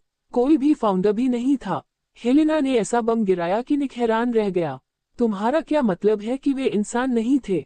उसने कहा और वह उसके रिएक्शन पर हंस पड़ी। जब कोई जादूगर ज्यादा ताकतवर हो जाता है तो आखिरकार वे अपनी इंसानी कमियों को छोड़ना शुरू कर देते हैं और इंसान से ज्यादा बन जाते हैं। हर फाउंडर, जिसमें माँ भी शामिल है, काफी समय से सच में इंसान होना बंद कर चुके थे। यहाँ तक कि डम्बलडोर भी पूरी तरह से इंसान नहीं है, ये बात उसे जरूर पता होगी। उसने लापरवाही से कहा, बेशक उनमें से किसी ने भी कई लोगों द्वारा बनाई गई सोच के लिए अपनी इंसानियत पूरी तरह से नहीं छोड़ी। इस मामले में तुम अकेले हो। उसने उसके हैरान चेहरे को देखकर एक मजेदार मुस्कान के साथ कहा। तो स्लीथरिन को असल में ब्लड लाइन प्योरिटी की कोई परवाह नहीं थी? उसने पूछा और उसने अपना सिर हिलाया। सच तो यह था कि ब्लड लाइन का उससे कोई लेना देना नहीं था, बल्कि एजुकेशन से था। आप देखिए, उस समय ज्यादातर मगलबॉर्न आम घरों से आते थे और इसलिए उन्हें साइंस या पढ़ना लिखना भी नहीं आता था। स्लीथरिन को लगा कि उन्हें इतनी बेसिक जानकारी देना समय की बर्बादी है, सिर्फ इसलिए ताकि वे असल में जादू सीख सकें। इससे कोई मदद नहीं मिली कि उस समय डायनों को जलाना काफी आम बात थी। उसने ईमानदारी से कहा, तो तुम्हें इस बात से कोई फर्क नहीं पड़ता कि मैं इंसान नहीं हूँ? निक ने ध्यान से दोबारा पूछा। हेलेना ने अपना सिर हिलाया, बिल्कुल नहीं, क्योंकि हाउस एल्व्स, जायंट्स या गॉब्लिन्स के उलट, तुम जो भी हो, ज्यादातर हर तरह से इंसान ही लगते हो, बस तुम किसी तरह से बेहतर हो, यह मैं समझ नहीं पा रही। उसने कंधे उचकाते हुए कहा, शायद यह इसका स्पिरिचुअल नेचर होगा या शायद यह अमरता है। निक ने इस बार जोर से थ्योरी दी, जिससे हेलेना चुप हो गई। तुम अमर हो, वह हैरानी से बोली। वह मुस्कुराया, टेक्निकली उम्र नहीं होती, लेकिन हाँ। उसने शरारत से कहा, तो क्या तुम हमेशा ऐसे ही दिखोगे? उसने चिंता से पूछा, लेकिन निक ने मजाक उड़ाया। नहीं, मैं 20 साल का होने तक बूढ़ा होता रहूंगा और फिर बस नहीं। मुझे अभी भी मारा जा सकता है, इसलिए यह अभी भी एक बात है, उसने ईमानदारी से कहा। माँ और बाकी लोग बहुत जलेंगे, वे सब वही करने का तरीका ढूंढ रहे थे जो तुम डिफॉल्ट रूप से करती हो, हेलेना ने मजाक उड़ाते हुए कहा। ये बात उसे बिल्कुल भी अजीब नहीं लगी और वह फाउंडर्स के लिए थोड़ा बुरा महसूस किए बिना नहीं रह सकी। निक ने कंधे उचकाए। ये रेस के साथ आया था, हालांकि मेरे पास इंसान बने रहने का ऑप्शन था, लेकिन मेरी राय में यह इतना अच्छा है कि इसे छोड़ा नहीं जा सकता। उसने सीरियसली कहा, आप अपनी रेस की वजह से और क्या कर सकते हैं? बच्चों का क्या वे भी आपकी नई रेस के मेंबर होंगे? हेलेना ने निक पर सवालों की बौछार कर दी और उसे तुरंत उसे रोकना पड़ा। अमरता के अलावा, जब मैं इंसान था, तब से मुझमें सिर्फ 3 बदलाव आए हैं। पहला ये कि अब मेरे सभी सेंस बहुत तेज हैं। दूसरा ये कि मैं टेक्निकली बिना कोई निशान छोड़े या बर्फ में धन से जादुई तरीके से चल सकता हूँ। आखिरकार अब मैं आध्यात्मिक मामलों को लेकर बहुत सेंसिटिव हो गया हूँ। जहाँ तक बच्चों की बात है, मैं उस पर 100% श्योर नहीं हूँ, लेकिन थ्योरी के हिसाब से वे मेरी ही रेस के होने चाहिए। मुझे लगता है कि यही सबसे जरूरी है, उसने कहा और हेलेना कैंडिस्टो में किसी बच्चे जैसी लग रही थी। अमर रेवेनक्लॉ कबीला, मुझे ये पसंद है, उसने मुस्कुराते हुए कहा। बस अब बहुत हो गया, मुझे अपने प्लान के लिए इन रिचुअल्स को बदलने की जरूरत है, तो चलो उसी पर फोकस करते हैं, उसने कहा। लेकिन हेलेना ने अपना सिर हिला दिया। बस मुझे रिचुअल्स की एक लिस्ट दे दो और तुम्हारी रेस के फिगर पता चलने के बाद मैं खुद एडजस्टमेंट कर लूंगा, उसने कहा और निक को उस पर भरोसा था कि वह गड़बड़ नहीं करेगी और उसने वैसा ही किया। जब उसने लिस्ट देखी तो उसकी भौहें तन गईं, लेकिन उसने इस बारे में कुछ नहीं कहा क्योंकि उसकी पसंद में कुछ भी गलत नहीं था। हो सकता है उसने उससे आत्मा को मजबूत करने के लिए कोई रस्म जोड़ने को कहा हो, लेकिन उसकी आत्मा पहले से ही अपनी उम्र के किसी भी जादूगर से मीलों ज्यादा मजबूत थी, इसलिए इसकी जरूरत नहीं थी। इसके बजाय उसने उसे ध्यान से देखते हुए एक क्विल और पार्चमेंट से हिसाब लगाना शुरू कर दिया। निक को गणित के बारे में ज्यादा नहीं पता था, लेकिन वह अंदाजा लगा सकता था कि इससे किसी नई जाति के जादुई स्वभाव का पता लगाना मुश्किल काम था। अगर वह जिस कागज पर लिख रही थी, उस पर तेजी से नंबरिंग और लिखावट को देखे तो वह गलत नहीं था। क्योंकि इसमें साफ तौर पर कुछ समय लगने वाला था, इसलिए उसने खुद को एक कुर्सी में बदलने का फैसला किया और अपनी गोद में उस मोटे निफले को सहलाते हुए आराम किया। बेचारे को अलग अलग जगहों से इतनी सारी चीजें मिल रही थी कि उसे डाइट की बहुत जरूरत थी क्योंकि वह मोटा होने लगा था। बदकिस्मती से इससे वह और भी क्यूट लगने लगा, इसलिए उसे और भी ज्यादा ट्रीट मिलने लगे, जिसे सिर्फ एक खराब साइकिल ही कहा जा सकता है। निक ने निफले को इस साइकिल से बचाने की कोशिश पूरी तरह छोड़ दी क्योंकि यह एक बेकार कोशिश थी। लगभग 1 घंटे बाद हेलेना ने आखिरकार अपनी मुश्किल गणित की बातें पूरी की और शिकायत की कि यह कितना मुश्किल था। उसने बेशक 2 और 3 बार चेक किया कि कहीं कुछ छूट तो नहीं गया, लेकिन ये पक्का करने के बाद कि सब कुछ सही है, उसने पहले रिचुअल को बदलने पर काम करना शुरू कर दिया। उसने बेशक सबसे आसान रिचुअल से शुरुआत की, रिफ्लेक्स की रिचुअल। जो लोग ये रिचुअल भूल गए हैं, उन्हें ये रिचुअल ज्यादा ताकतवर जीव के साथ शिकार करने पर उसके रिफ्लेक्स देता है ताकि नतीजा बेहतर हो सके।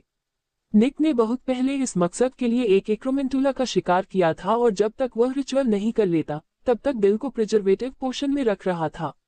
बदकिस्मती से उसे इंतजार करना पड़ा क्योंकि रिचुअल करने से पहले ही उसका शरीर बदलने लगा था।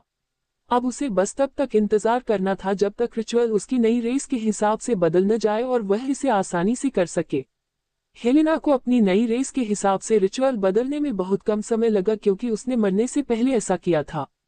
ये सच में समझ में आता है क्योंकि फाउंडर्स के समय में ये हर तरह के मैजिक के लिए एक लॉलेस जगह थी, इसलिए रिचुअल रेगुलर किए जाते थे। वह अगले रिचुअल पर चली गई जो सांस का रिचुअल था, जिससे वह सांस लेकर मैजिकल एनर्जी खींच सकता था। वह खास तौर पर इसका इंतजार कर रहा था क्योंकि इससे उसकी प्रॉब्लम सॉल्व हो जाएगी, क्योंकि हर फोजिंग की कोशिश में उसका ज्यादातर माना खत्म हो जाता था। एक बार यह सॉल्व हो जाने के बाद न सिर्फ उसके एन्चांटमेंट और पावरफुल हो जाएंगे बल्कि अपना काम पूरा होने के बाद वह इतना कमजोर भी महसूस नहीं करेगा। जब यह हो गया तो हेलेना ने सबसे मुश्किल रस्म शुरू की, नेचर की रस्म। ये वह रस्म थी जिसे बेल्टेन पर करने की जरूरत थी ताकि जादुई शक्ति में बहुत ज्यादा बढ़ोतरी हो सके। निक के पास इसके लिए पहले से ही एक्रोमेंटुला के नुकीले दांत और जहर की ग्रंथियां थीं। उसने सीक्रेट चैम्बर में रहने वाले बहुत बड़े और खतरनाक सांप से दूसरी चीज लेने का प्लान बनाया था। इसीलिए वह अभी तक चैम्बर में नहीं गया था क्योंकि स्लीथेरिन के छोड़े हुए वार्ड को खोलने के लिए पार्सल्टन की जरूरत थी। अपनी अलग अलग भाषाओं की वजह से वह भाषा बोल पाता था, लेकिन बदकिस्मती से वह इस काबिलियत में माहिर नहीं था कि वह एक्टिवली कंट्रोल कर सके कि वह कौन सी भाषा बोले। इसके बजाय काबिलियत ने अपने आप उसके दिमाग में भाषा को इंग्लिश में ट्रांसलेट कर दिया ताकि अगर वह बोलने वाले के होठों की हरकतों पर ध्यान न दे रहा हो तो उसे पता भी न चले कि वह इंग्लिश नहीं है। शुक्र है कि जब वह खुद एक अलग भाषा बोलना शुरू करता था तो उसे अपने जादू में थोड़ा बदलाव महसूस होता था। वह बहुत धीरे धीरे एक्टिवली दूसरी भाषाएं बोलने पर काम कर रहा था, लेकिन इसे कंट्रोल करना मुश्किल था, जैसे दिमागी तौर पर अपने दिल की धड़कन को तेज या धीमा करना।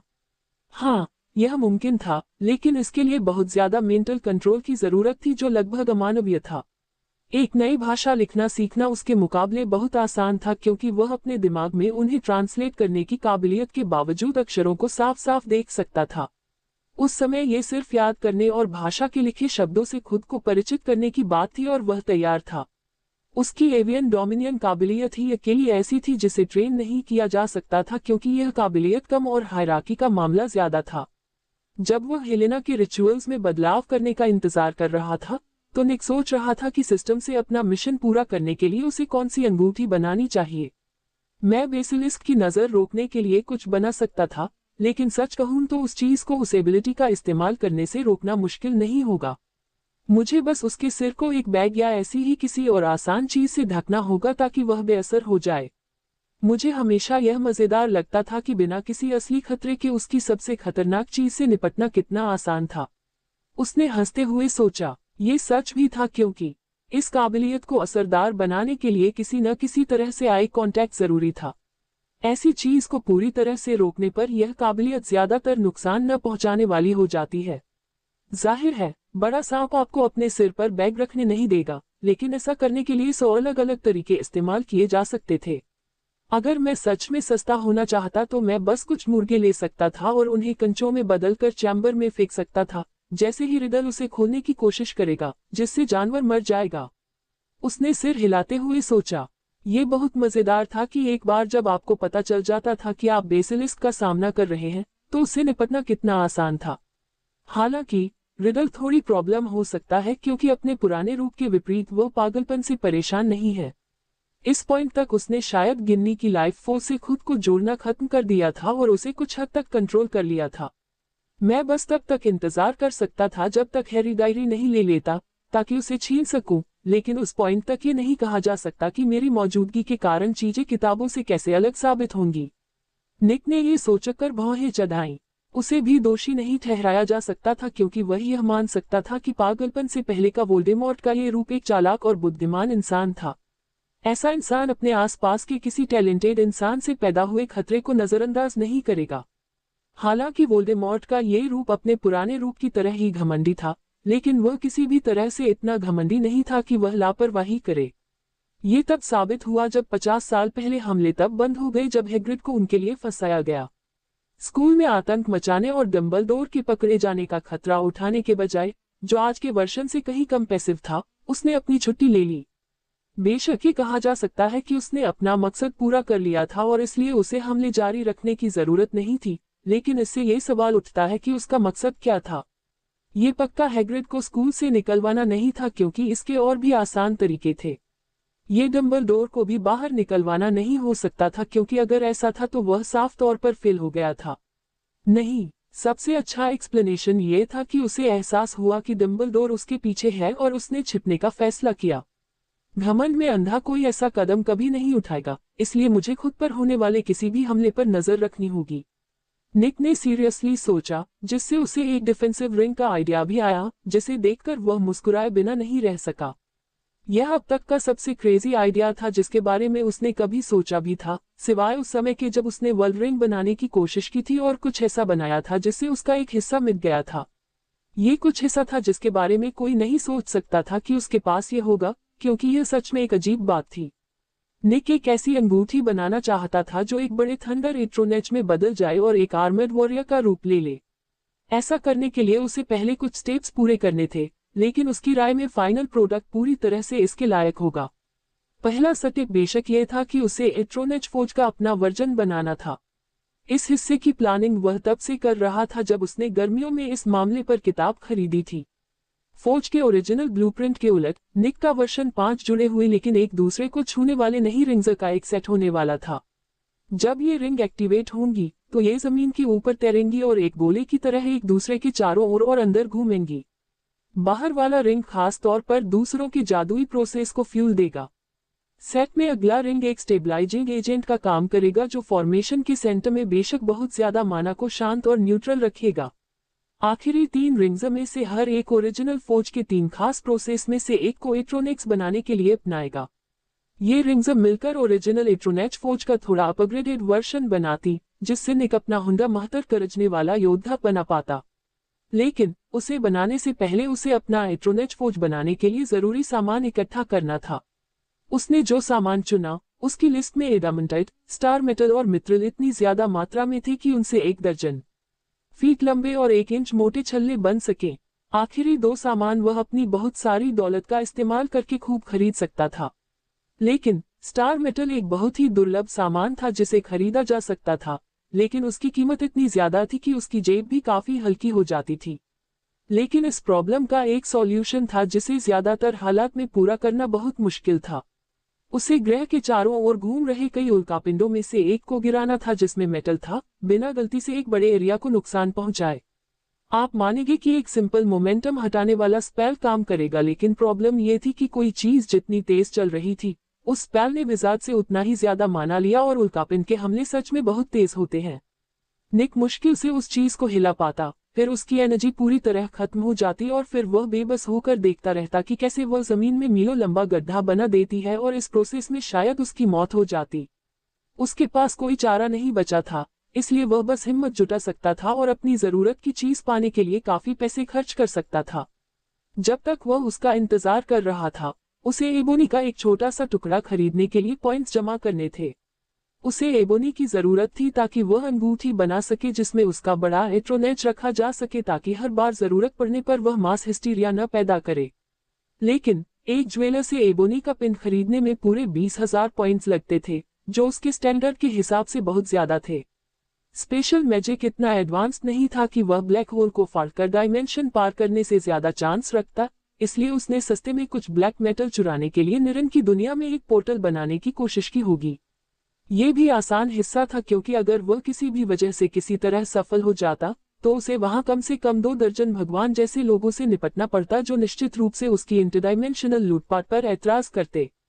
मुझे लगता है कि जब तक मेरे पास काफी रिंग्स न हो जाएं, मैं सिस्टम में दूसरी रिंग्स डालने पर ही ध्यान दूंगा, साथ ही रिडल पर भी नजर रखूंगा।